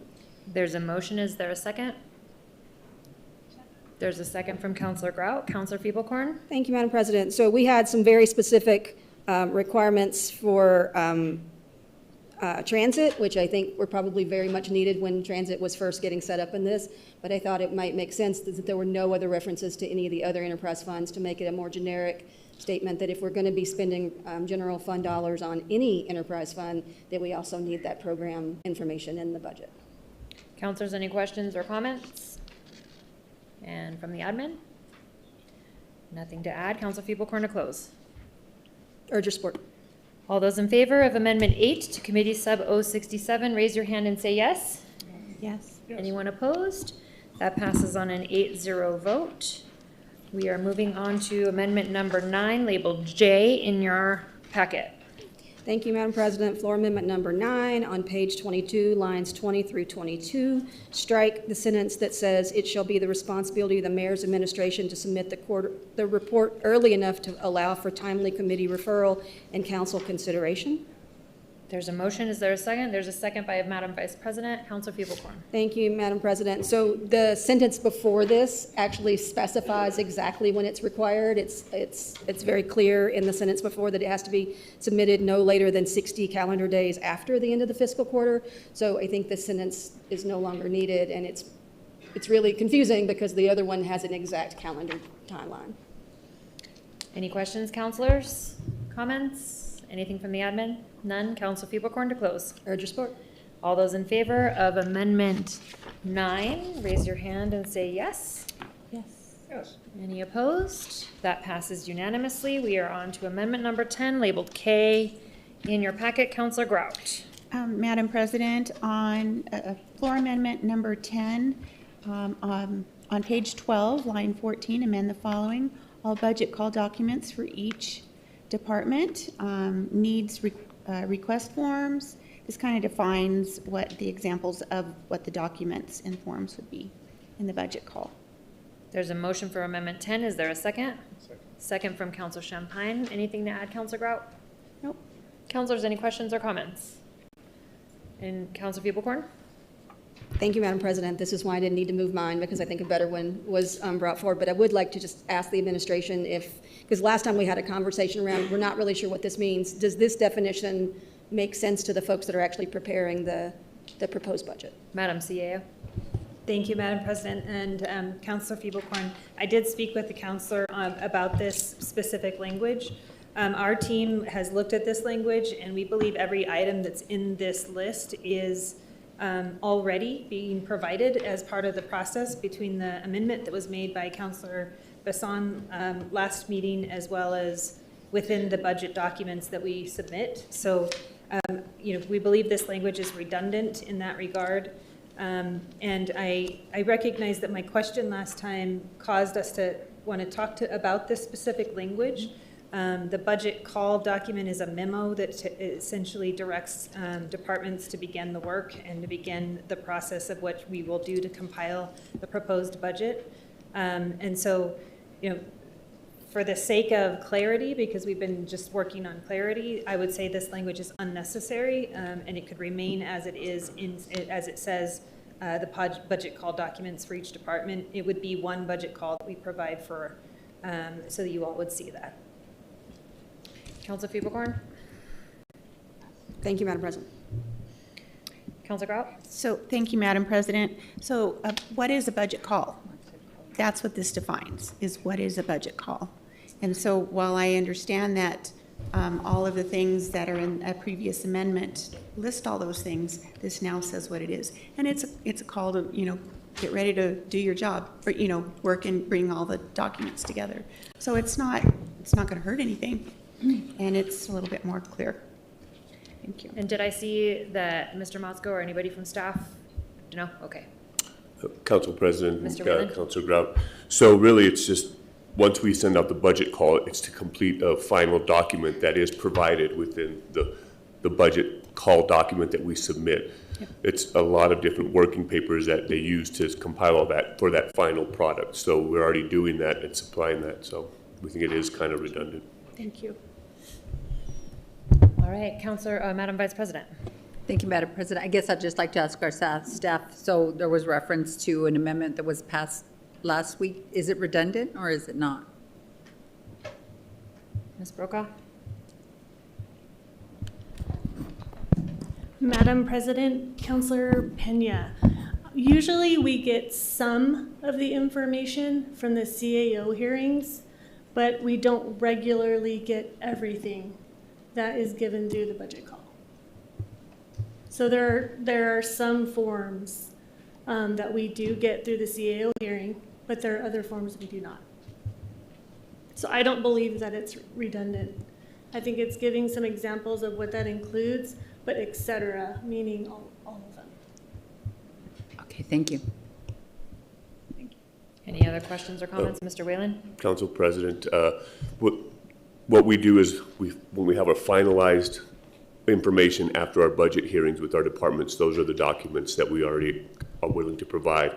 Things that happen before that or that we discuss with departments, those are working documents that may not make it to the final budget. Thank you. Any other questions or comments? Councilor Grout to close. I urge your support. Councilors, all those in favor of Amendment 10 to Committee Sub 067, raise your hand and say yes. Yes. Anyone opposed? That passes unanimously. Councilors, any other amendments that I don't know about? All right, seeing none, let's go to public comment, although I'm not sure if Ms. Doss is here. But we'll give it a whirl. Mr. Cornelius? Thank you, Madam President. We have Anami Das to speak. All right, so we're back on the bill as amended. Councilors, any questions or comments on 067 as amended? All right, anything from the admin? Madam CAO? Thank you, Madam President. There's a couple items that were passed in amendments last meeting that I just want to point out, just because on page 13, line, I think I have these right, line 10 and 11, there is specifically the amendment related to the language about no negative programmatic appropriations. And I just wanted to speak to it. I know Councilor Lewis passed this in the last meeting or introduced it. The issue of that where this came about was related to, and I think potentially Councilor Bassan may remember this, previously 3 councilors worked with us related to concerns around the sense of like there being a slush fund previously. And from what the staff has informed, it brought me back because I was not around when that occurred. And it was an attempt to work and to ensure that there was an understanding that when we have vacancy savings in our budgets built based upon the staffing levels that we have built into the budget. For there to be more transparency actually around where we would be in a position that we need to use vacancy savings for programmatic expenses. If we were I'm going to use an example. If we were in a position where there was a department that had 100 positions funded, and we know that that department typically is running at a vacancy rate of 2 to 7%. We'll pick 7%. We know they're going to have 7 positions vacant, and perhaps the 100 positions equals $1 million. These are bad math, but I'm trying to make it super simple. What it allows for us is to know that if we were to be able to staff fully, we have the budget to staff because we believe that we will need those positions. But knowing perfectly well that when we have a built-in, we know we always have some vacancy rate, then we're going to have this available funds. This negative numbers allows us to make it transparent where we believe that that vacancy rate is going to exist. And then when we move funding between vacancy savings and programmatic, it obviously then shows up in our, what would be considered like a bar, our version of the bar, which is the mid-year cleanup bill. So when this was really truly implemented during that discussion with previous counselors around how do we be more transparent with and show that in the budget that is where we're projecting vacancy savings, because we're never at 100% full in our staffing models. I mean, depending on the position, we could be in a position where we have a much higher vacancy. So I just wanted to point out that is the mechanism, and there aren't a lot of good, clear mechanisms, because the other point is the number of positions are often negotiated, and they're part of our contract negotiations. So for us to just eliminate positions would have to be renegotiated with our bargaining units in many cases, unless we're doing a forced RIF. And so I just wanted to make sure that we point that out. I think this is a tool for actual increasing transparency around where those vacancy savings are in the departments, so that you can see that in the expectation. Councilor Lewis? Madam President, a couple of things. It's not a couple issues with that. It's not called vacancy savings. It's called, I think there's terms of program savings, and it's also not just for the vacancy rate. You know, there's other purposes that it's used for that are unexplainable in that regard. And Mark, would you explain, or Mr. Motzko, that is the case, right? I mean, I think if it were a simple vacancy rate and that was a line item in there, so you had a little cushion in there. But even then, in the budget, like let's say if you just had a vacancy rate, and that's not what this is. If you had a budget and you said, you know, we're recognizing this vacancy rate, you're going to leave that money in there as well. And that's also not what's happening, because in the budget, we're spending it another place, right? In the hopes that if we have more than, you know, our mid-year thing, then that's where it's going to go. And so there's just a lot of, I mean, there's a lot of things mixed into that to the point where it doesn't explain what it is, and there's not really a purpose for it, I think, after all that. How would you characterize that, Mr. Motzko? Mr. Motzko. Madam Council President Bassan, Councilor Lewis, I think you just explained the unexplainable, as you said. Last year, the former CFO said that it was not explicitly only vacancy savings, but he would not give us a clear definition of what those other savings in the programs included. A previous amendment did clarify some definitions. The administration will have to define salary savings and vacancy savings if this ordinance passes. Okay, so, and Madam President, so with how it's written right now, you all still have the freedom to be able to put vacancy savings within the budget. But again, I just think, so you have some freedom there. You're not limited there.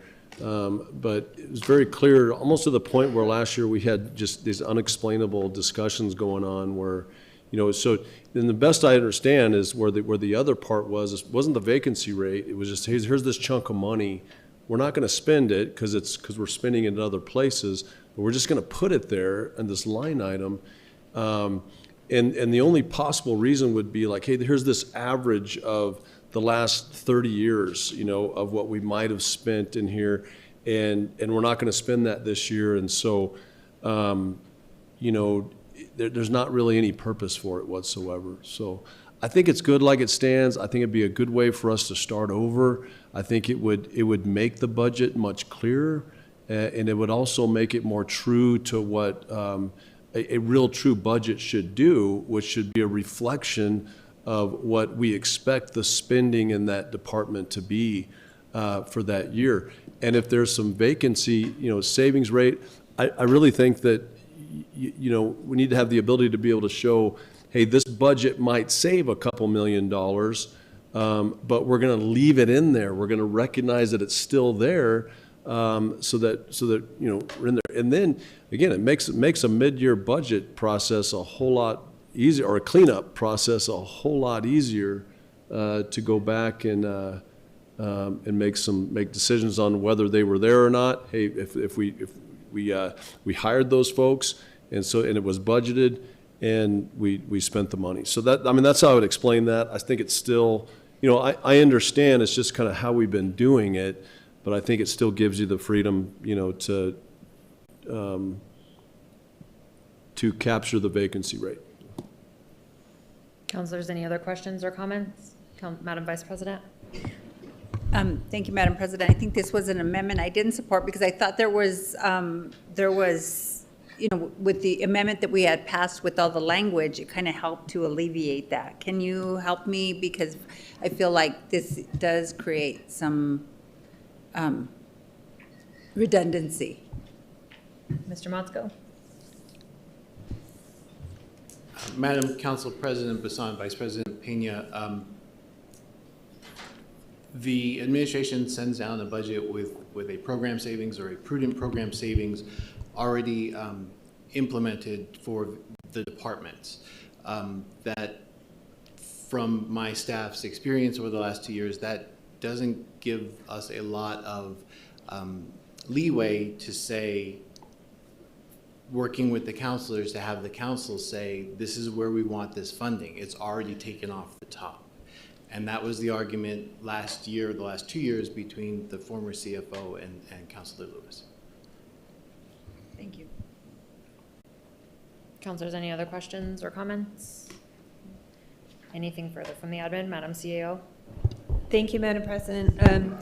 I know I made mention of it at the last meeting, but we're on the item again. I want to make sure. I believe that, you know, in several places, page 13's lines 1 through 11, and page 24 and 25, lines 8 through 32, and 1 through 6. Just broadly, and I know that when we mention these things, it is frustrating at times, but directing the administration on how to formulate the proposed budget, to me, is a general violation of the charter and how we think about the function of the executive versus the legislative. It isn't intended to take anyone's authority away from them or anything in that regard. It is, my comment is specifically because when we talk about these matters where we are to turn over the working papers or exactly how we are formulating the budget in a functioning administrative executive way, it puts us in a position to consistently believe it blurs the lines between the legislative and the executive function in the budget. We all have functioned as a city government where the mayor, the executive, prepares a proposed budget and presents it to the legislative body for your consideration, your modification and amendment, and then passing. And so it's not something I need to continue to argue over, but this language is in many ways, I think, very directive of the executive function in this space. Councilors, any response, questions, comments? Madam Vice President. Thank you, Madam President. I don't know, we don't have it in the form of an amendment, but would you consider an amendment to remove it, Counselor Lewis? And if not, what I would like to do is maybe defer the bill, which would actually, in essence, it would die, but we would still have an opportunity for input from other counselors to look at additional input or any additional amendments that may be needed, just because, and the only reason I'm saying that is because, we worked on this for a long time. It's a year now that, we worked with the admin and the council staff. And I think that, everything that they did, everybody operated in good faith. And for now that the admin comes to this late stage, and then we make some, I think, pretty important changes, that I think that we should at least give an opportunity to the admin to be able to work with us to see if we can, make some additional changes. So, Madam Vice President, just to clarify, Madam CAO, the last part that you were talking about was different than the other issue with Counselor Lewis, correct? Madam President, it was inclusive of that one, but it was also in regards to multiple other areas where the language is broad. Thank you. And so, counselors, just so that you know, and hearing what you just said, if someone would like to, and correct me if I'm wrong, Madam Clerk, there's the ability to suspend the rules to extend this bill beyond, there's probably way better words, beyond its life cycle, and for the rules that we have of the 1-year expiration. And then if the council votes to extend and suspend those rules, then we can go ahead and then have a motion for deferral, should that be the will of the council. Councilor Grout? Thank you, Madam President. I definitely don't think that we should let this die. You all have done a lot of work over the last year coming to, and so I don't want that good work to go to waste. I personally don't see anything wrong with passing it tonight and then working on making changes, having some more continued discussion, but getting this started for the new year coming in and process and so forth. I know it doesn't actually take place until a year from now, but a year from now will come very soon. And so I would like to pass it tonight and then continue making changes if necessary. Madam Vice President?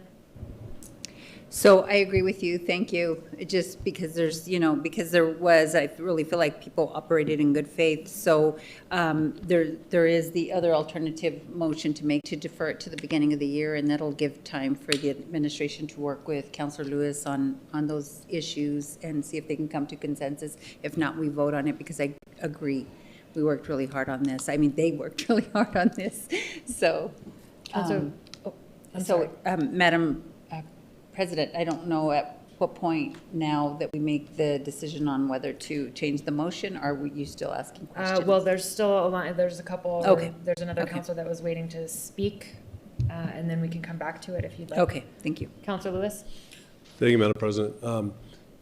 I guess, and Madam CEO, that you had, I took that like you were mentioning some broad examples of multiple amendments or multiple things in the bill. I think we did have a discussion over the specific language on the program savings, and I think we talked that out. But if there's something I'm missing, I'm certainly open to if there is something I'm missing there. But I think again we addressed it as programs or as the vacancy rate. I think you still have the ability to be able to address the vacancy rate within the budget.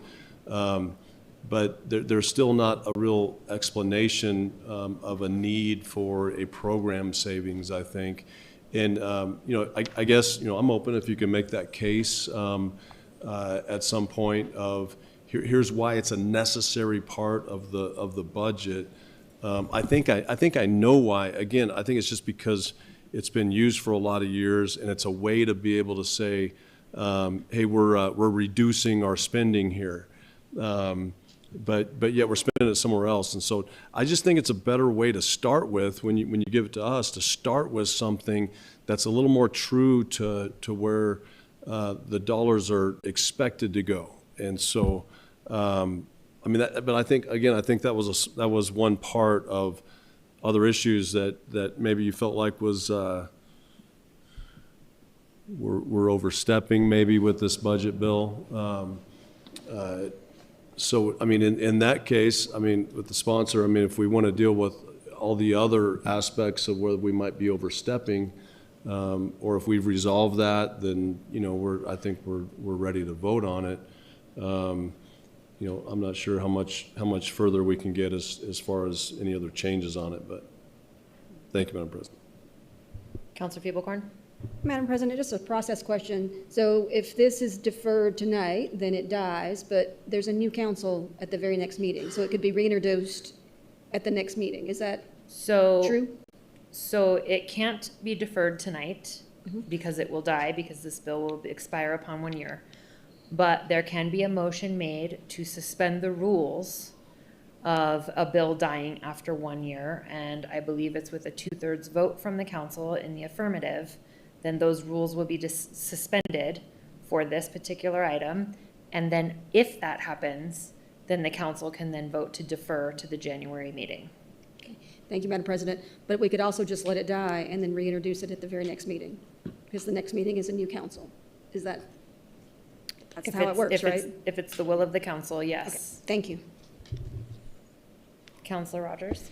Thank you, Madam President. Also a process question. Would it be the bill as amended or reintroduced as it was the first time? So I'm going to make sure that I see the head shake or nod as I do this, but at the same time, Councilor, if we suspend the rules and defer this bill, it will be as amended as it is tonight and deferred just like it would be if we deferred any other time.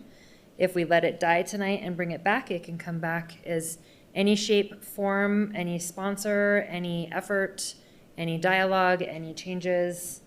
It's a brand new baby. Thank you, Madam President. That is really important for my understanding of what our options are. I'll process and come back if I have more questions. Councilors, any questions, comments, motions? Councilor, Madam Vice President.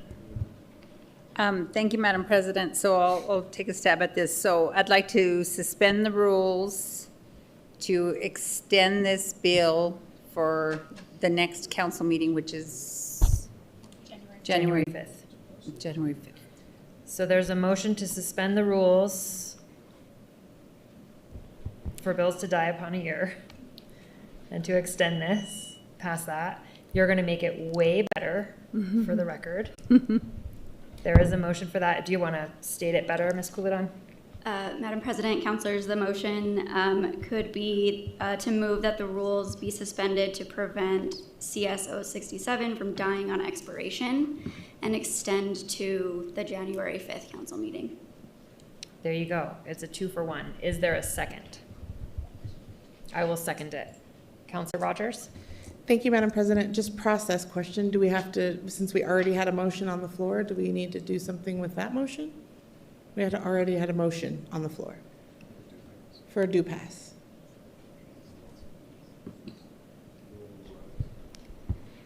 Since we haven't done anything with that motion yet, we can just proceed with the secondary motion. Madam President. Thank you. All right, there is a motion and a second. Any additional comments or questions about suspending the rules for the expiration of a year for this bill? All those in favor of suspending the rules, raise your hand and say yes. Any opposed? That fails on a 7-2 vote. We are back on the bill as amended. Councilors, any other questions or comments? Anything else from the admin? All right, Councilor, Madam Vice President, to close. Thank you, Madam President. I urge your support on this bill. All those in favor of O67 as amended and substituted previously, raise your hand and say yes. Yes. Anyone opposed? That passes on an 8-1 vote. Moving on to O100, Councilor Feeblecorn by request. Thank you, Madam President. O100 is adopting a zoning map amendment from NRLM to MXM for 3 subject sites totaling approximately 19 acres, and from NRC to MXM for 13 subject sites totaling approximately 10.17 acres within the Manal Metropolitan Redevelopment Area Plan. I move it to pass. There's a motion and a second by Councilor Rogers. O100 is a quasi-judicial request which requires special procedures to allow the applicant, staff, and the public the opportunity to speak. This agenda item will proceed as follows. Council planning staff will have a presentation of 5 minutes. The applicants will present for up to 10 minutes. Testimony by public speakers will be limited to 2 minutes each. There will be the option or the ability for then a rebuttal by the applicant for 5 minutes, cross-examination by anyone who spoke during public comment for a new set of 2 minutes each, comments by the planning department, if any, for 5 minutes, and the council planning staff closing comments, if any, for 5 minutes. City staff and the applicants must be sworn in. If you are speaking to this item as a staff member or applicant, please raise your right hand. All right, thank you. Do you affirm under penalty of perjury that your testimony today will be true? All right, I see yeses. Thank you so much. We're going to start with Ms. Delgado, if you want to begin with your introduction. Thank you, Council President. I am just uploading the presentation for council staff opening.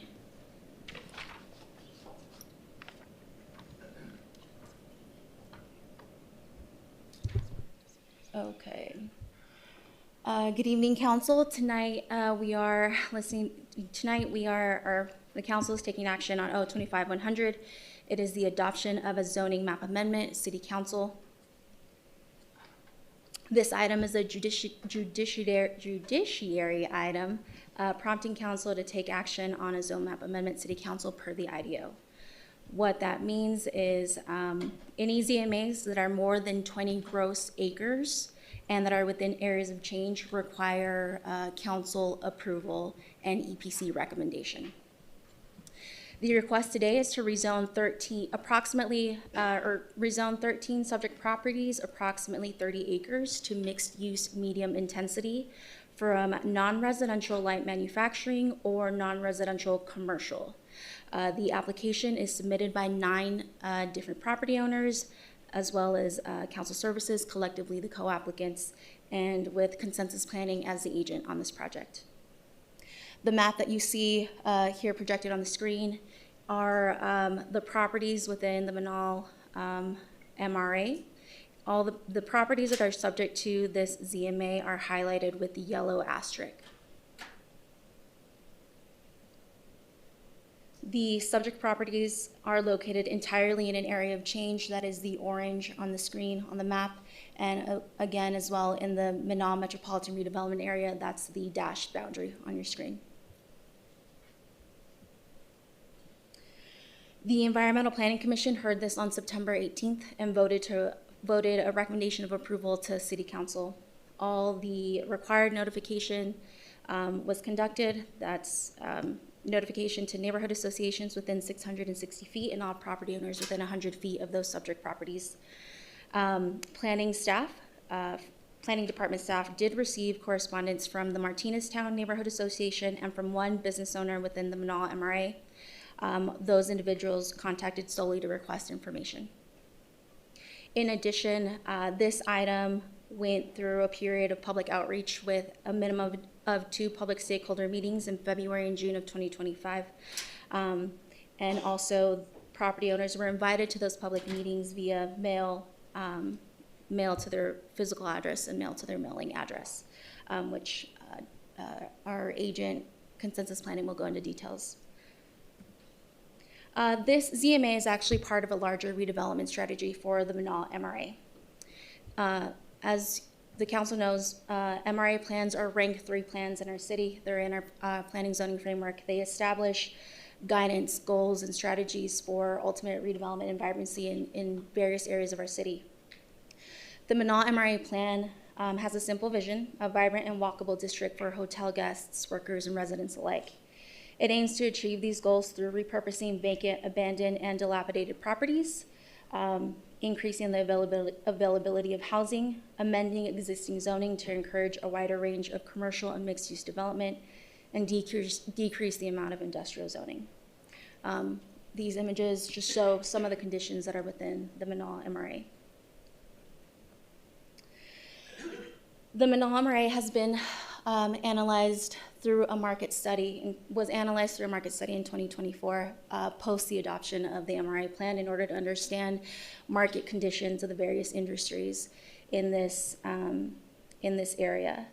So in terms of the real estate conditions, the area is made up of 60% hospitality, that's hotels. It's about a little over 1,300 hotel keys in the area. It's about 8% office, 13% commercial, and 19% industrial, and the map shows how the various industries are scattered throughout the district. The market analysis studied the last decade of what was going on in the district and revealed some interesting data. So in terms of the 1,300 hospitality keys or rooms in the area, 0 have been built since 2015. There's an average occupancy rate of 49%, so less than 50% of those hotel rooms are occupied. The average daily rate that was found in 2024 is $88 per day. The average for the city is about $114. In terms of industrial development, 0 square feet of industrial development have been built since, again, 2015. It is at a 0% vacancy rate and averages about $10 a square foot per average rent. We like to see some type of vacancy somewhere between 0 or somewhere between 5 to 10% to allow for expansion of existing users. In terms of commercial, there has been some commercial development. Most notably is the restaurant depot that we can see from I-25. Commercial development is averaging about 5.2% vacancy and averages about 14 square foot in the area. Thank you, Ms. Delgado. Did I go over my time? Yes, thank you. We are going to move on to the applicant's presentation for 10 minutes. Good evening, Ms. Fishman.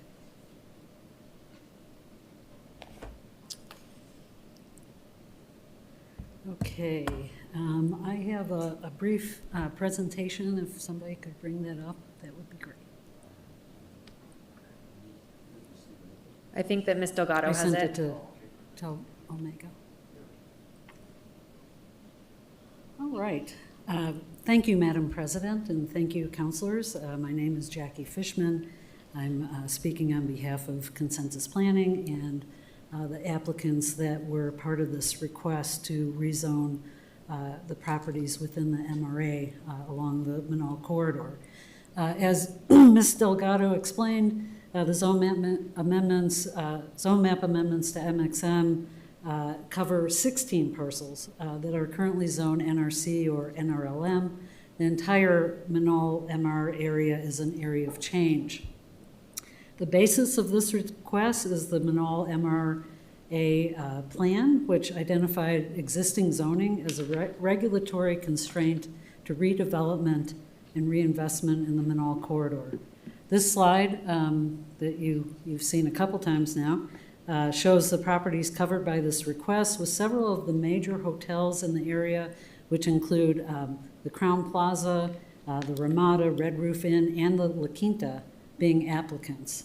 The properties total approximately 30 acres that will be rezoned to MXM, in addition to the 10.4 acres of MXM on the east end of the Menaul MRA area. And you can see that 10-acre premise is in brown on the slide. Together, this totals about 41% of the MRA area will be zone MXM, which I think is a really good thing.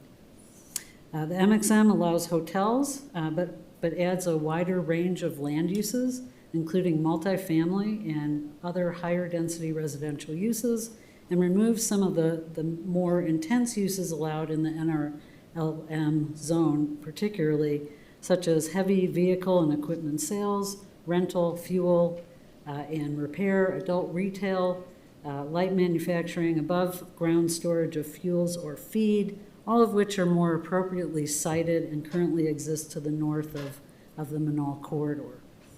Keeping these properties on NRC and NRLM especially really dooms them to failure and ensures that they stay underutilized and unimproved. Next slide, please.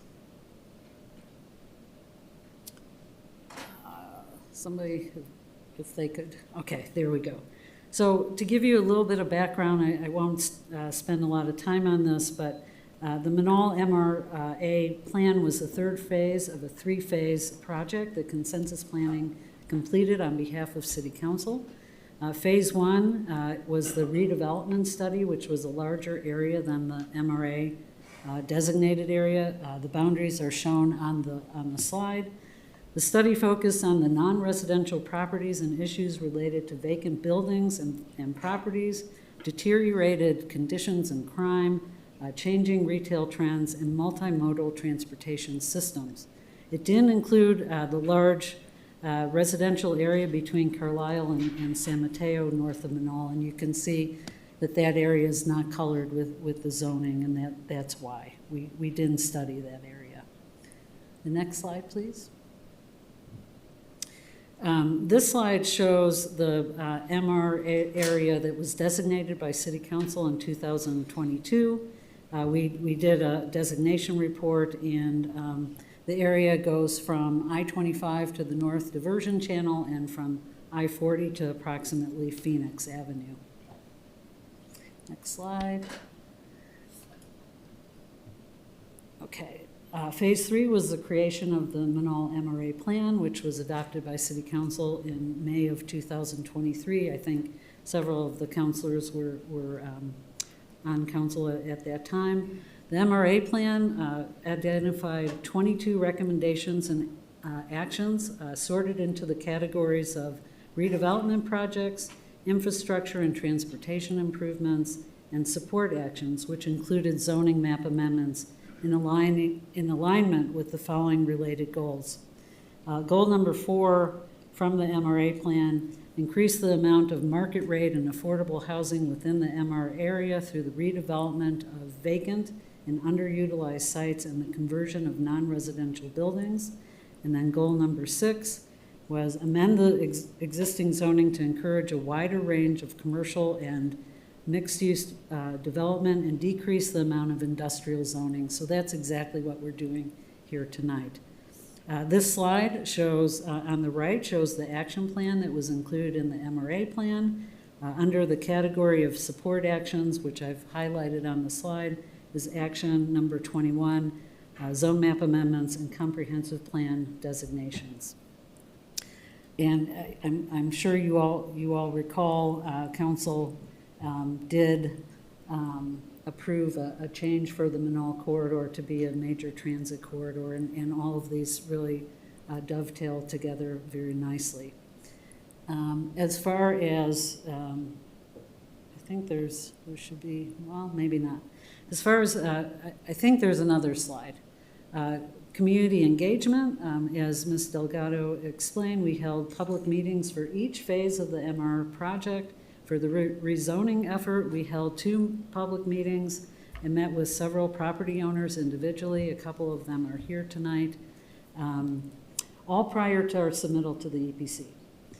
We sent out notices of the meetings, not only to the property owner addresses, but also the physical addresses of the businesses. To conclude tonight, we believe the zone changes are really an important step towards implementing this MRA plan, and will help the community reclaim this area as a strong, revenue-generating business area that would also allow people to live there and have access to transit and the city's trail system. With that, Madam President and councilors, I stand ready for any questions you may have. Thank you very much. Next, we're going to go to testimony by public speakers. I don't see that we have any, but I will get confirmation. No? Okay, so then I'm going to assume that probably the applicant doesn't have a rebuttal to the public speakers. Okay. Cross-examination by anyone who spoke during public comment, we'll skip that. And we're going to go back to comments, or we're going to go to comments from the planning department. No comments? No additional comments? Okay. And then back to council planning staff for closing comments, if any. Madam President, no closing comments from council planning staff. Thank you. Councilors, any questions or comments on this? Councilor Champagne? Thank you, Madam President. I just want to confirm that the area goes, you said it goes to the Phoenix Street? It goes, the north border is Phoenix? Madam President and Councilor, yes, the northern border of the MRA area goes to Phoenix. Okay. And the reason why I ask that is I know that the area is very industrial and commercial, and I do believe, because it keyed in on something you said, that it, heavy machinery sales. Mm-hmm. Did we confirm that there's not a lot of existing businesses in there already that are heavy machinery? I know there's a landscaping, a rock material, but I don't know if it goes north of Phoenix or is south of Phoenix, but I believe there's commercial, like 18-wheel rig and such sales in there.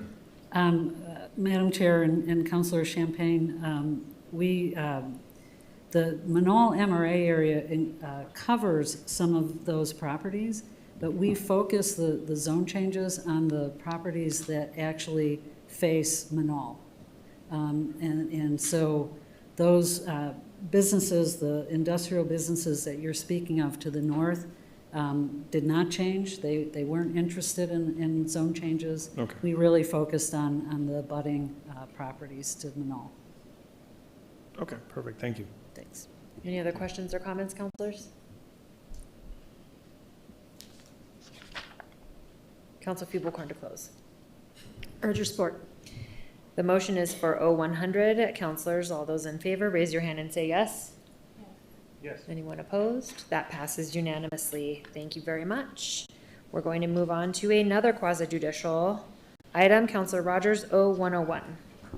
Thank you, Madam President. I'd like to move O101, adopting a zone map amendment from RMH to NRC for 4 subject sites, and RMH and MXL to NRC for 1 subject site, totaling approximately 35 acres in the University of New Mexico South Campus within the Gibson Town Center. I move for due pass. There's a motion and a second by Councilor Baca. O101 is a quasi-judicial request which requires special procedures to allow the applicant, staff, and the public the opportunity to speak. This agenda item will proceed as follows. 5 minutes for council planning staff presentation, 10 minutes for the applicant's presentation, 2 minutes each for testimony by any public speakers, 5 minutes for a rebuttal by the applicant, 2 minutes for a cross-examination by anyone who spoke during public comment, 5 minutes from comments by the planning department, if any, and 5 minutes from council planning staff closing comments, if any. City staff and the applicant must be sworn in.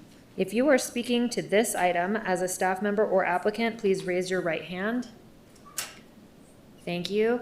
Do you affirm under penalty of perjury that your testimony today will be true? All right. Thank you so much, Mr. Cox. If you'll begin with your introduction. Oh. It's your maiden voyage. Welcome. Good evening, Madam President and City Council. I present to you O25-101, which is a proposed zone map amendment. This zone map amendment is to rezone 5 property parcels located north of Gibson Boulevard and east of I-25. To briefly situate the site, the area is close to the stadiums that are on University Boulevard, south of Central Avenue. The subject sites are currently zoned as RMH and MXL. And the proposal of this ordinance is to rezone approximately 35 acres of undeveloped land to NRC zone district. A brief background about the site. The subject sites are part of the UNM South Campus TID district. They are also within the Gibson Commercial Center as designated by the TID development plan, which has the primary goal of generating funds to support infrastructure development within the state area. The Gibson Commercial Corridor, The Gibson Commercial Center is proposed to be developed with approximately 400,000 square foot of retail, 1,200,000 square foot of restaurants, and 50,000 square foot of residential uses on the existing undeveloped land. The subject site is also part of an employment center as identified by the comprehensive plan. Employment centers are intended to remain predominantly industrial, business, and retail centers, creating future job opportunities. They tend to be auto-oriented and need to provide excellent access to road. Once the employment center is at least 80% developed with non-residential uses, the comprehensive plan then supports for further additional residential uses. If approved, the NRC zone would further support the goals and policies of employment center in the comprehensive plan by supporting more intense land use and economic development. This would allow for additional redevelopment options beyond those permitted in the existing zoning. At present, the employment center has not yet reached the 80% non-residential development threshold. The subject site is also wholly located in area of change, and as per the IDEO, the applicant has provided significant evidence to prove that the existing zoning is inappropriate and a different zone, something like NRC zone, would be more advantageous to the community. If approved, the zone map amendment will change the focus from a high density mixed multi-family residential and neighborhood scale mixed-use development to a medium, large-scale retail, offices, commercial, institutional, and purely non-residential use.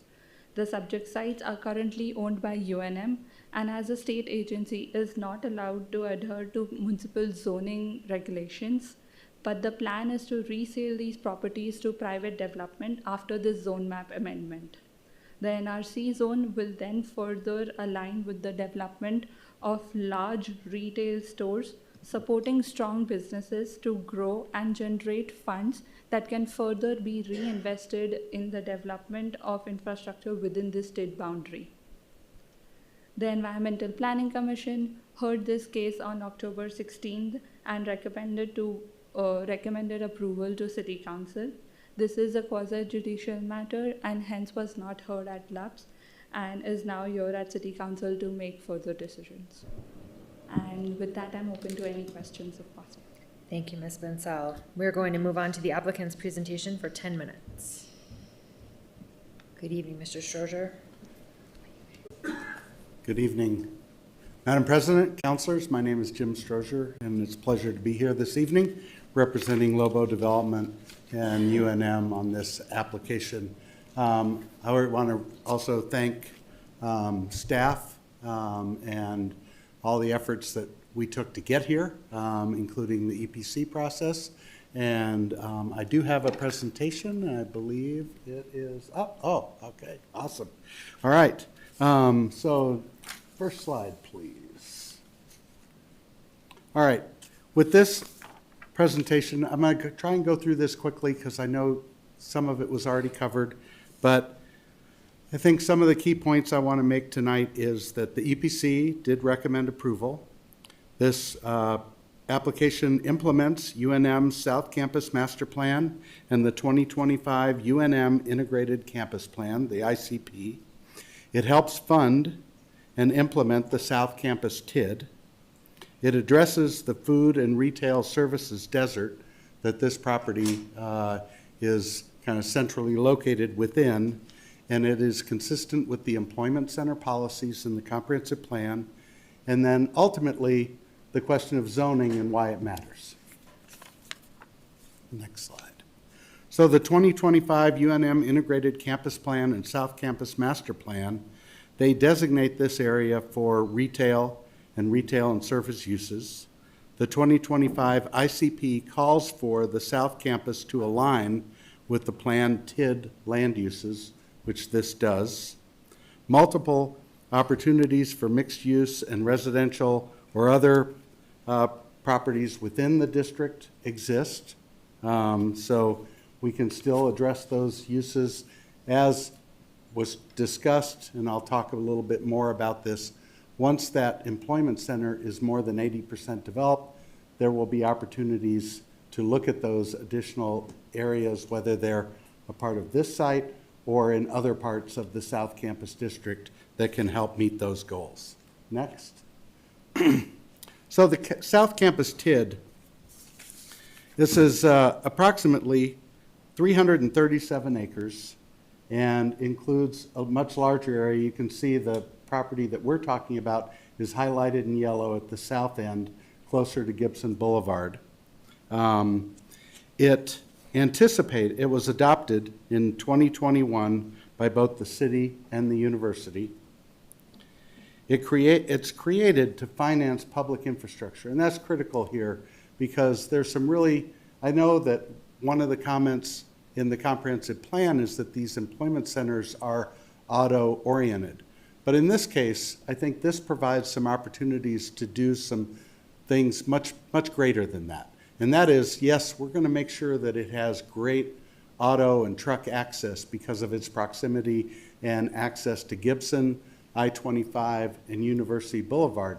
But it's also connected to a new pedestrian spine that's going to provide direct connection from this retail center to the north, to the athletic facilities, to University Boulevard. There will be a new stoplight at University Boulevard. This council just, I believe at your last meeting, approved plat vacation action that's going through the DHO process that will help facilitate these things. All of these items are working together to make this happen.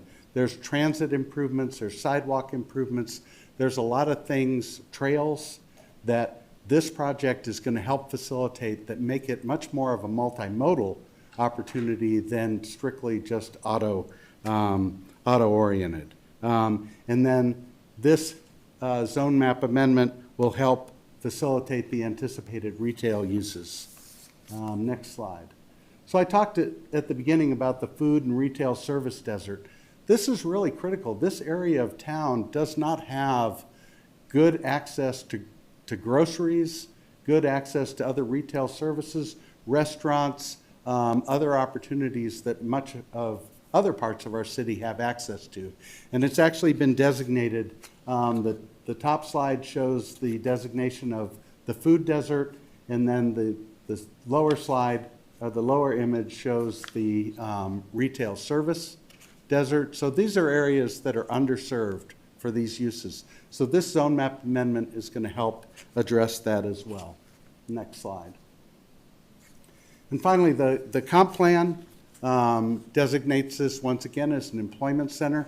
That employment center is really geared towards helping to promote retail uses, office, R&D uses, job creation. In this case, this is a little bit unique in that this employment center also includes a lot of athletic facilities within it that provide a lot of community services, a lot of jobs associated with that.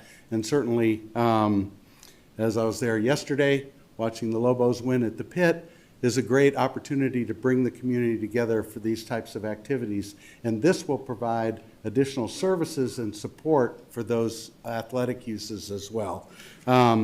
So once again, there are opportunities for residential and mixed use in other parts of this South Campus District and ultimately within the employment center. So next slide. So in terms of the zoning, get to the crux of this question today, I would just start with the first part of the test when we look at changing zoning is the existing zoning inappropriate? And in this case, I'd say it is, because the existing zoning is residential, multifamily high, RMH, and mixed use, low intensity. Neither of those zones support the goals and objectives of the employment center, the South Campus Master Plan, or the TID. And so once we understand that those existing zoning categories are not appropriate, what is the appropriate zoning? And in this case, we feel strongly that it's NRC, as has been documented by staff. This helps support those and provides opportunities for medium and large retail facilities, restaurant services that will support the community. And yeah, that's it. And with that, I thank you very much. Appreciate your time this evening and urge your support. Thank you. Thank you very much. We're going to move on to testimony by public speakers. It looks as though we might have one. Mr. Cornelius? Thank you, Madam President. I am not locating Jordan McConnell within Zoom at this time. Thank you. All right, so I'm going to assume there's no rebuttal by the applicant. No cross-examination. Any comments from the planning department? I got a thumbs up. I'm assuming, oh, sounds good. All right. So you all can hear me okay. Planning staff would just like to add that we support the EPC's recommendation of approval for this request based on the record that you've all received. Can you, I'm so sorry. Can you say that again but louder, please? Planning staff would like to state that we support the recommendation by the Environmental Planning Commission, which is reflected in the record that you've received. Thank you very much. All right, and moving back to our council planning staff, closing comments. Ms. Bensal? No closing comments. All right, councilors, any questions or comments? Councilor Champagne? I just have one question. Looking at the map that was supplied, it shows a bump out on the, what I think is the east side. And if I know correctly, that is the bus depot. Is there a reason why there's a bump out for what I assume is a city-owned property? But I guess it's not because it's included in this? And are we moving the bus depot or? Counselor, did you want Counselor Rogers to answer, or who would you like to ask? Anybody who wants to chime in on this one. Counselor Rogers? Thank you, Madam President. I'm excited to answer this one. That is the Geneva Arroyo that's on the side. That is, I think that's what you're calling the line on the map. Just want to make sure I'm I looking think at the that same I'm part of the seeing map. shaking heads, so let's go to Ms. Bensal or Mr. Cox No. for that. right President Bassan, That bump out right there on the right side. Yes, sir. President Bassan, Councilor Champagne. I assume per your like driving up and down Yale, probably Conscientious recognize bus depot. that as the bus depot. That is part of the Comprehensive Plan Employment Center. And so that is something that is already locked in to the comp plan and that designation. But for the zoning, the South TID campus plan and this rezoning map amendment only pertains to kind of the very southwest portion of that blue polygon that is part of that presentation, and is, yeah, basically this zoning map amendment will not affect the employment center boundaries that you see there. Perfect. Thank you for the clarification. Definitely. Counselor Rogers, do you have an amendment? Thank you, Madam President. Yes, I would like to move amendment number 1. We have in paper and also in your iPads. It's on page 17, lines 25 through 30, and page 18, lines 1 through 26. We're just removing a finding number 24 in its entirety and renumbering the subsequent findings. And this finding is removed to address possible confusion between EPC's recommendation and the language in finding number 24. So we just wanted to clarify that. And Mr. Cox can answer any specific questions about that. There's a motion and a second by Counselor Feeblecorn. Counselors, any questions on the amendment? Mr. Cox, anything to add? All right, the motion is for amendment number 1 to O101. All those in favor, raise your hand and say yes. Yes. Anyone opposed? That passes on a 9-0 vote. We're back on the bill as amended. Any additional comments or questions, counselors? Counselor Rogers to close. Thank you, Madam President, and I'm just going to finish on the Geneva Arroyo because I was really excited and sorry that that wasn't the bump out you were talking about. Sorry that I got But not it like was, that. it's something that our neighborhoods have been asking for a lot of years, and I'm really grateful to the South Campus TID for agreeing to help us with that renovation of a unused arroyo that we're actually really going to, through this South Campus TID, I just am really grateful that they helped us with that renovation much quicker than I could raise the money to do for our neighborhood. And so I'm just really grateful about that piece because it's really going to add and something the neighborhoods are really excited about. So I urge your support. Thank you. The motion is for 0101 as amended. All those in favor, raise your hand and say yes. Yes. Anyone opposed? That passes on a 9-0 vote. Moving on to R215, Counselor Grout by request. Thank you, Madam President. R215 is adjusting the fiscal year 2025 appropriations for certain funds and programs to provide for actual expenditures and adjusting fiscal year 2026 operating appropriations. I move it do pass. There's a motion and a second by Madam Vice President. Counselor Grout to open. Well, this is that mid-year cleanup that we talk about some, and I would like to ask council staff to talk about it a little bit, and then we'll ask the administration to tell us more. Mr. Motzko? Mr. Motzko, Ms. Brokaw, welcome back. Madam Council President, Councilor Grout, thank you. So as we discussed earlier with the 067, this is the mid-year cleanup for FY25. The city needs to get their information together and passed by City Council so they can send it up to the state auditor for our annual financial review, also known as the ACFR. There are some technical adjustments in here. Departments, and I don't want to speak too much for the information, but for the benefit of the council, departments that overspent were reconciled with departments that underspent, so those numbers balance. The most important thing, obviously, for the city by state law is to have a balanced budget. So I don't want to get too far into the weeds, but that's what this bill does. Oh, and it is a budget bill, so we need 2 hearings. This is the first hearing of 2. Thank you. Thank you, Councilor Grout. Thank you. Thank you, Mr. Motzko. I appreciate that. Madam CAO, can you tell us more about this?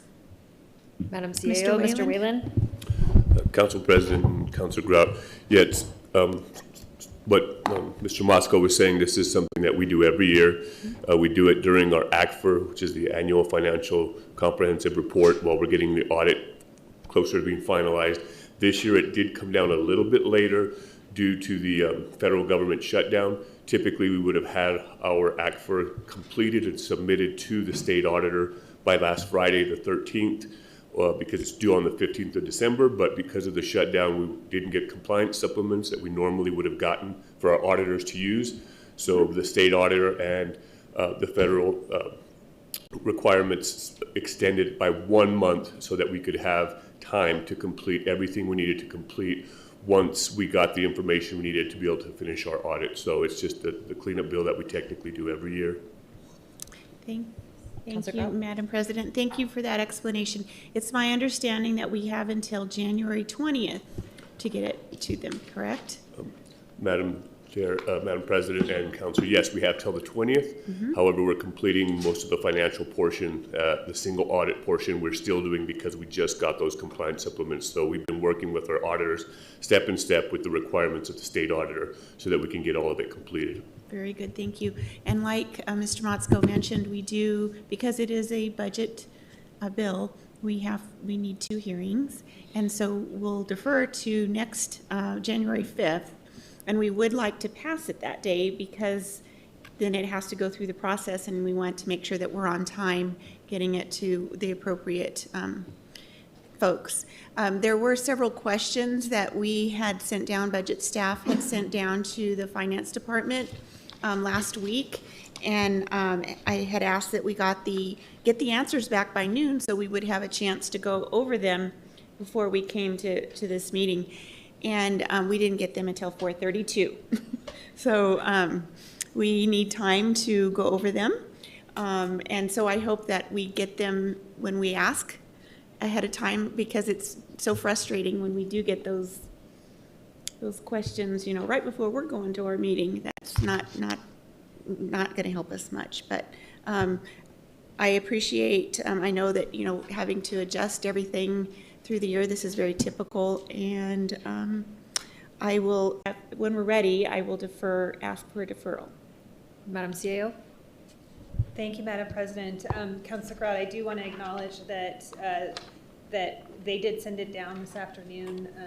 I think the request came in on Thursday afternoon. I know the team worked a lot of hours on some of what we sent down. So in a couple cases, it was making sure that they had the accurate information Yep. based upon the way that the questions came through. So they actually provided it as quickly as they could based upon the amount of time it took to prepare the answers. So I didn't want you to think that anyone withheld anything. Okay.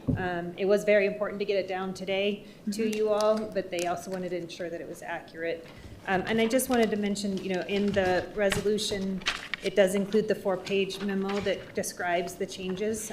So I think I just wanted to say that for the public and anyone else to know that in this document, we add the explanation by program to ensure that we are speaking to those changes for balancing the budget.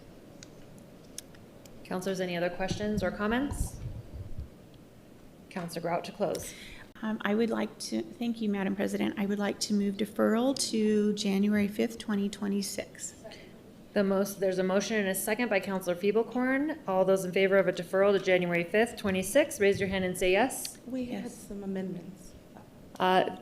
There's been a motion now. I will say, though, that I believe that staff also, we had encouraged that we will do most amendments in January once everybody had time to digest everything, and since we had the 2 hearings, is my understanding. We'll be fine. But we can still definitely do amendments at the January meeting. So there's a motion and a second for a deferral. All those in favor, raise your hand and say yes. Yes. Anyone opposed? All right, that passes unanimously. We're moving on to Council Feeblecorn, R219. Madam President, R219 is establishing a one-time supplemental compensation payment for the city employees based on ending fiscal year 25 general fund balance. I move a do pass. There's a motion and a second by Madam Vice President. Councilor Feeblecorn? Thank you, Madam President. So, last meeting, we passed basically a prepayment on turf needs for city parks, and I just wanted to make sure that we have our city employees in mind as well. And so this is following up on our promise to them when we were doing the budget originally. We got them to a 2.5% COLA. We promised to try to get them more. I have not been able to find enough recurring to do an actual COLA increase, but we do seem to have enough money in the general fund to do a one-time payment that would equal an additional 1% of their salaries. And so that is what this is a proposal for. It would take the funds out of the available fund balance when we hit that finalized. And again, this is just supporting our staff with the pay increase that we did promise that we would look for, and just wanted to make sure we got this on the books. Councilors, any additional questions or comments? Councilor Lewis, and we do have one person signed up to speak. You go. Okay. Thank you. Go ahead, Councilor Grout. Thank you, Madam President. I have a few questions. This sounds like a year-end bonus for employees because it's a one-time thing. Is that legal? Mr. Motzko, Ms. Kuladon. Mr. Motzko. Madam Council President Bassan, Councilor Grout, so we don't want to call it a bonus, right? We have done one-time compensation adjustments before. There was one for, I think, $250 citywide during COVID that the administration started. So this has been done before. This money is not recurring. It doesn't go towards the employee's para. It's just a one-time equal to a 1.5% rate or 1.5% raise for 6 months. So it has been, we have done one-time compensations before. Yes. Thank you. Okay. Madam President, does this go against the anti-donation clause? Mr. Kuladon? Ms. Kuladon? We have, well, we can ask Ms. Kuladon. We also have Ms. King here from we do. City Legal.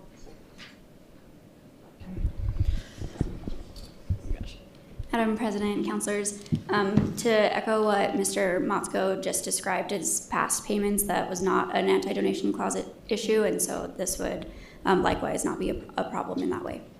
Okay, thank you. Ms. King? And I agree as well. Okay, thank you.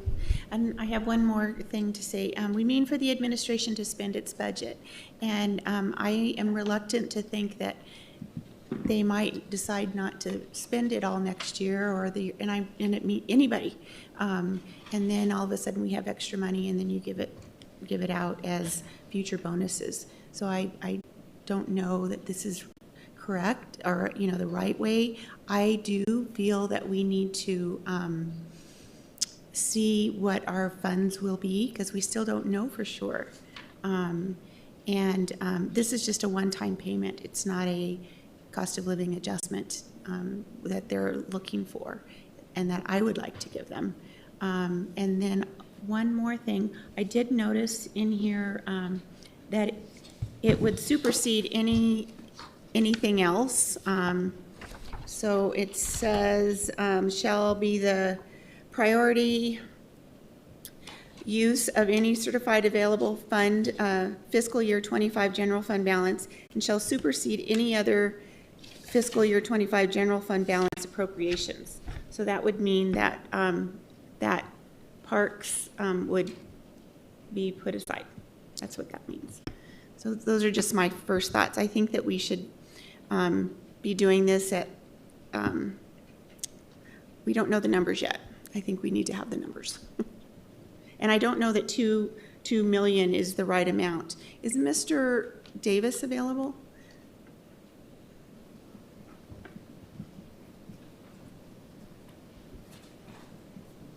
Madam President, Councilor Grout.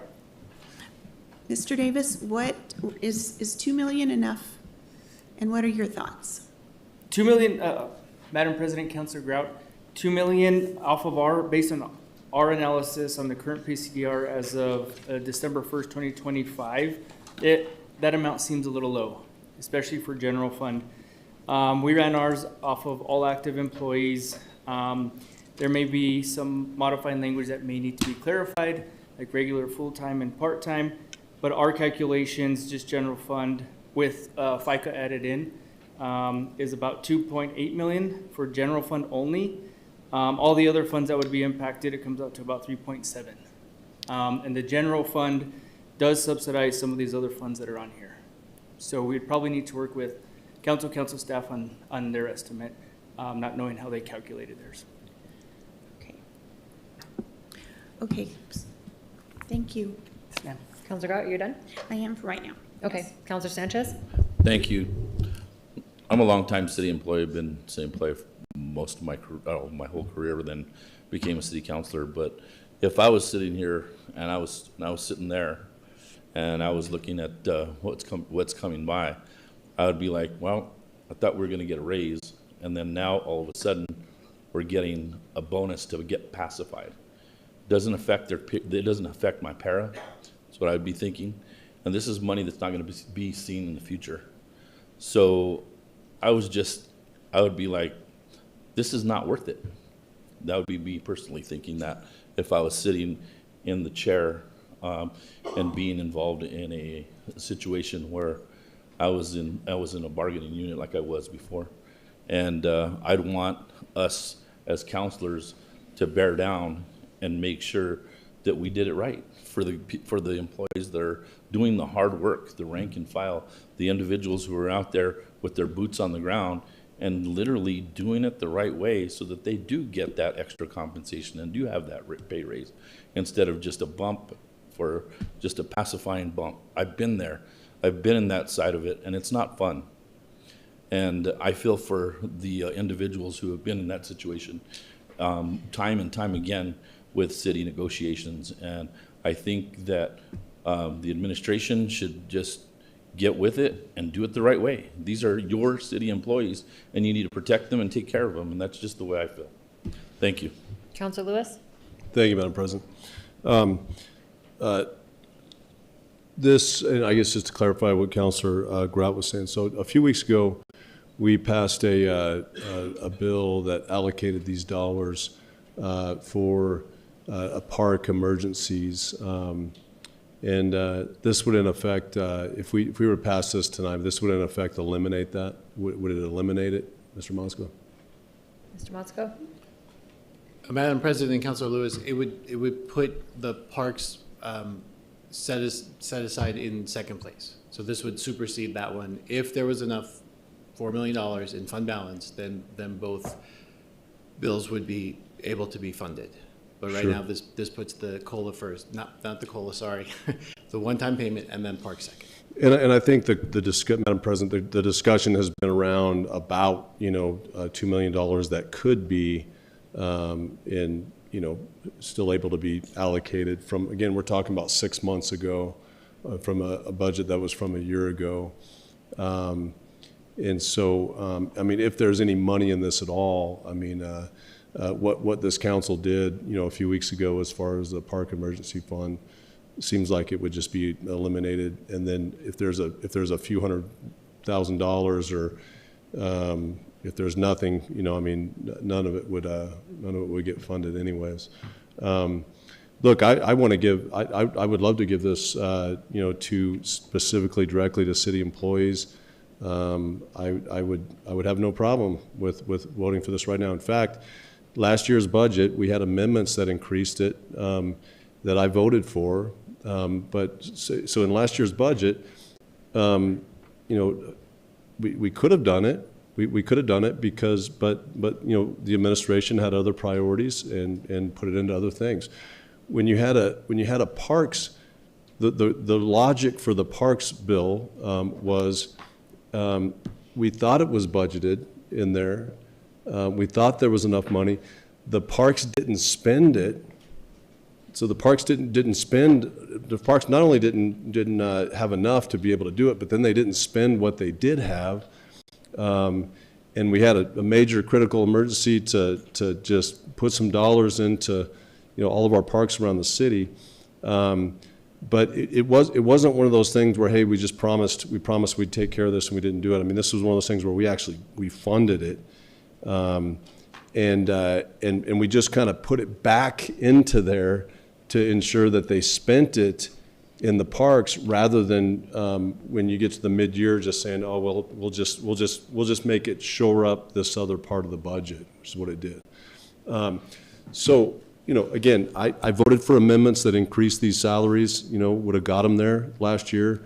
We were tied in some ways on how we could find that, because again, the administration proposed it going to Gateway and a million other things, that we were constricted on to be able to do.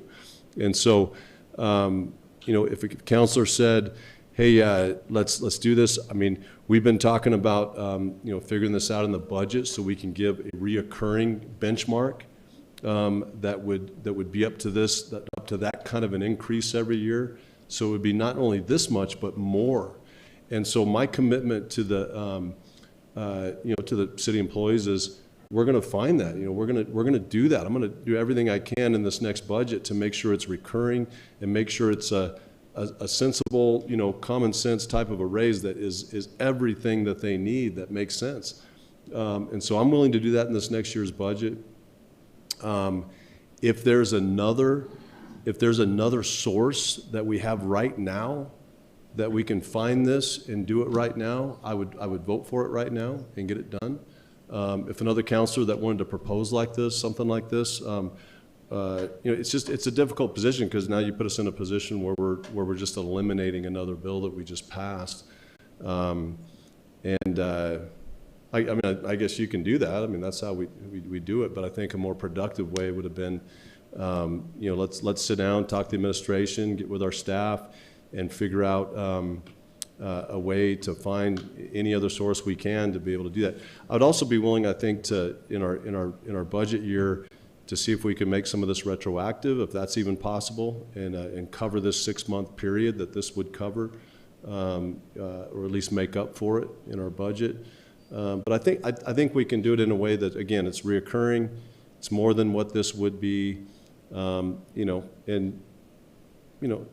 again, it makes it difficult, I think, to be able to choose, one thing over the other. I think maybe there's just been a better way. It kind of puts us in a tough position. So, I know there was some talk, maybe I thought there was some talk about deferring this, and maybe in a deferral time we can maybe look at some other sources or figure out a way, if there is a period that we can fill that in until we can deal with it in the budget. So this is going to eventually need to be deferred because it is one that requires 2 hearings. But I do have one question, and there's several other counselors as well. Mr. Whalen, where are we at with do we know what the current FY25 fund balance is? Council President, as I explained earlier, it would have been submitted by Friday the 13th, 2 days before the 15th, but we're still processing through it. We're getting almost to the end of it. We're just waiting to complete the single audit to find out what adjustments may need to be made for our federal fundings that may need to be covered. So we are, just because of the federal shutdown, we had to push back a month, and that's why the state auditor allowed us to do that. That's why the federal government has allowed us to do that. And our auditors, that's the advice, that we couldn't keep going until we had that information. So we don't have that information as of right now. But the bill that's proposed is going to go to that 25 fund balance. You can't blame a girl for asking again. Councilor Rogers. Thank you, Madam President. That is the million-dollar question that we're always asking. What is the fund balance? So I think I can't sit here and not say the things that are on my heart. We have to prioritize our people over grass. Like, just, if we don't, then there's not going to be anybody to aerate the grass. There's not going to be anybody to mow it. There's not going to be anybody to fertilize it and make sure that it's what we want it to be if we do not take care of our people. So I want to call on this council to do the right thing by our people. Next year's budget, our employees can't wait. They cannot wait. As a single mom in poverty right now, who makes similar as counselors to what a lot of our employees make, it is hard right now for the average working person to make ends meet with what's happening with rising costs. So although I do love the beautiful green grass in my new Phil Chacon Park, but I'm not going to prioritize that over our people. We cannot, as a council, say that we're prioritizing grass over our employees. And I agree that we need to figure out how to work with the administration to come up with a plan that makes this recurring so that it is not just a one-time thing. But I'm positive, speaking on behalf of our employees, that they'd rather have something than nothing. And so I just have to echo that for the employees who work really hard and that they want to be prioritized above grass. And I think that we should prioritize in this way. If we have $6 million in the fund balance, then the correct amount should go to our employees first, and then after that, grass. Thank you, Madam President. Councilor Baca. Thank you, Madam President. I don't really have anything new to add here, but I do think it's important that our union reps and staff know where I stand on this. Councilor Sanchez is right. We really need to do the hard work at budget time, make sure that we take care of our people 100%. I also know how hard it is at budget time to get that thing done. I can't imagine anyone would ever turn down even a one-time payment because there's prices are up right now. We all know that. And most importantly, we all sat here, was it 6 months ago, 8 months ago, and said we were going to do our best to take care of our people when we could. And so thank you, Councilor Friebelkorn, for bringing this up. So with that said, I 100% support this. Thank you. Councilor Champagne. Thank you, Madam President. I retract my time. Madam President. Madam CAO, and then I have a couple others on the list, but I'll come back to you, Councilor Lewis. Madam President, thank you. I just want to make sure that to give credit where credit's due. This is Council Friebelkorn's bill, so Councilor Lewis, Councilor Lewis and Councilor Sanchez, the implication is that this is administration's bill. It is not by request, it is Councilor Friebelkorn's bill. And I want to say that I really appreciate that Councilor Friebelkorn has brought this forward for us to have an opportunity to provide compensation to our employees. I do fully agree that every employee is in a position that they would rather have something over nothing. And it's an interesting time of year where it's even more relevant for folks as they think about coming into the end of the year and a new year. So I want to commend the councilor for bringing this in before you to consider as an opportunity for employees to receive what we can in the fund balance. As we all know, we don't know what that is at this time, but I think, making a move to say that if there's available fund balance back to when the budget and the prioritization of the pay to employees was stated, I think whether we like it or not, what is said here is really that our employees pay attention and have been eager to know if there is something. So thank you to Councillor Peeperkorn for putting this on the table so that we can all find a way to support the employees. Councillor Grout. Thank you, Madam President. One of the documents that Finance Department did send down, we had asked what was the general fund available unaudited fund balance. And it is $357,692. That is the unaudited actual. Now, is it going to go up? We don't know. Can you tell me anything about that? Mr. Whalen? Council President and Councilor Grout, that is the unaudited balance because we have not completed the single audit because we didn't have the compliance supplements to do that. Okay. There typically is adjustments made to our single audit funds. Okay. And so that's the balance. If some adjustments are made, we know that that's what we're going to have. We have to wait to see what auditors say for our single audit.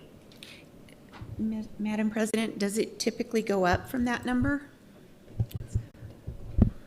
Council President, Councilor Grout, it's never a typical amount. There is a portion that's in our single audit funds right now that it could be less, it could be more, but we have to wait till the auditors look at the numbers and see. In the past, there's been times where we've had to make adjustments of up to $1 million back to another fund because expenses weren't allowable costs according to the audit. So we have to wait for that to happen. As I said, we would have already been close. This last week, we would have submitted our audited numbers to the state auditor, but we haven't been able to get that complete. Right. So one more follow-up. When do you think we'll get that follow-up? Council President, Councilor Grout, like I said, the deadline was extended a month from our auditors when the federal government shut down.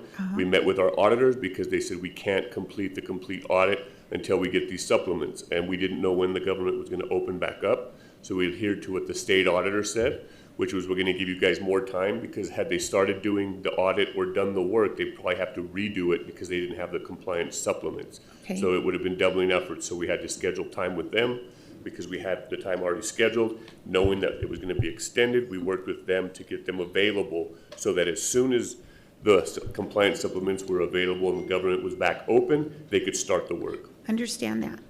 Thank you for that explanation. Understand. When do you think that we will have a number? Council President, Council Grout, it's due on the 15th, I believe, of January. Pretty sure they gave it a month. Oh, I think it was the 20th, but 20th. But, so then when will we know? When will we have a number so that we can make some decisions? Council Grout, we won't know until they start the work, and they're just going to start the work soon. Wow, okay. Okay, follow up. How long does it typically take for us to hear? Because we all want to know. Council President, Council Grout, we'd have to discuss that with our auditors because they'll have to tell us how long it's going to take them to audit the programs that they are auditing. Okay, thank you. Councillor Lewis. Thank you, Madam President. No, I fully understood that this was Councilor Peeperkorn's bill. The administration opposed the bill, the Parks bill. At the time, this wasn't on the table, but now it competes with that. I understand how things happen. I don't know if somebody just thought about it Friday. I think it's entirely just inappropriate to not, talk to me about it at least and see if we can, come up with a source, a better source, or even just, maybe I'd be open to. Maybe I'm still, open to it, and we'll see. Let's give it a few weeks, and because I guess it's required a few weeks anyways. And let's see if we can get these dollars and prioritize it to parks. Also, as someone who has fought hard to increase budget increases to employees, and I find it funny that now the administration is like, oh yeah, we're for this one though, even though that you could have the same arguments against it that you did for the Parks Department. So I don't mean to be petty about this. again, it's a last minute bill that came up, Friday, and, hadn't had any discussion about it. But if we do it, I mean, that's fine. I mean, I guess if we, but again, counselors have to be, but again, I think it's kind of an afterthought. I think it's telling our city employees, hey, it was an afterthought to you guys. I know we passed all this, going to here, but, we're actually going to just do it here last minute as an afterthought. I don't think that's the best way to do it, but hey, if that'll get some money to them, then, I've been championing that the whole time. But I do think there's a better way, and that is we should have started last year, and with the administration that all of a sudden supports it now, should have supported it back in March and April. And again, I'm not being petty. I'm just saying this is how these go. There was other priorities last year than doing this. The parks was a priority. They just didn't spend it, but there was other priorities. It was not giving this raise. That was not the priority of the administration.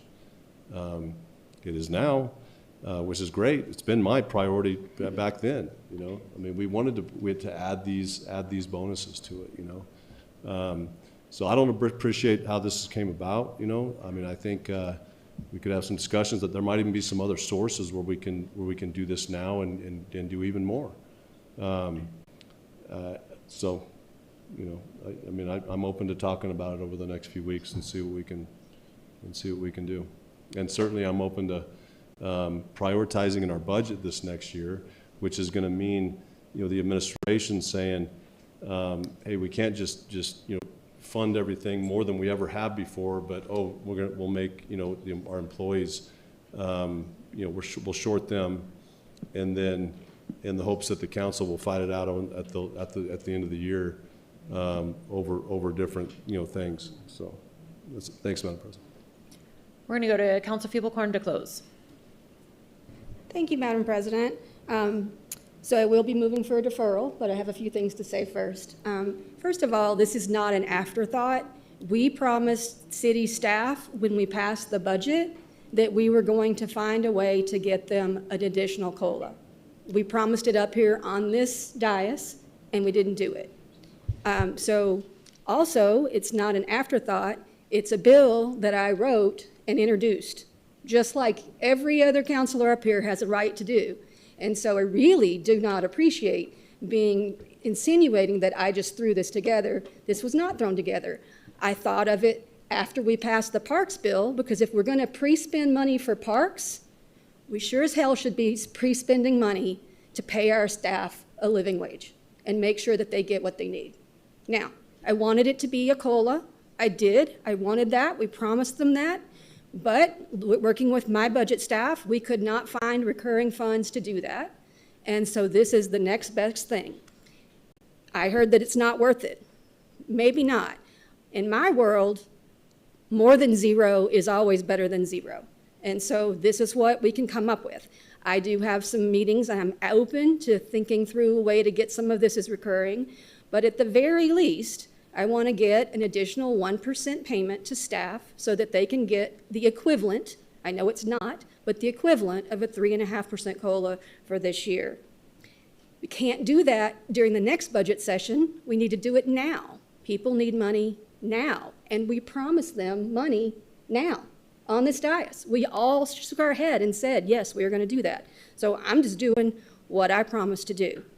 I heard that the administration should have put this in the budget to begin with. I agree. We should have also put it in the budget to begin with, and we didn't. And so, again, we have an opportunity now to fix a problem, and we can do that. And so I just want to remind everybody, the mayor sent down COLA of 2%. We hobbled together 0.5% more.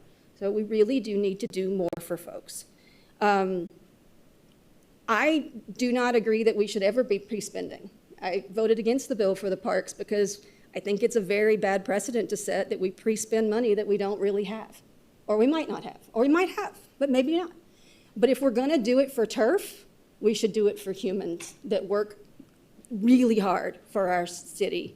I think it's incredibly insulting to say that now that this is about paying our staff more money, that there's all these questions. Do we have the money?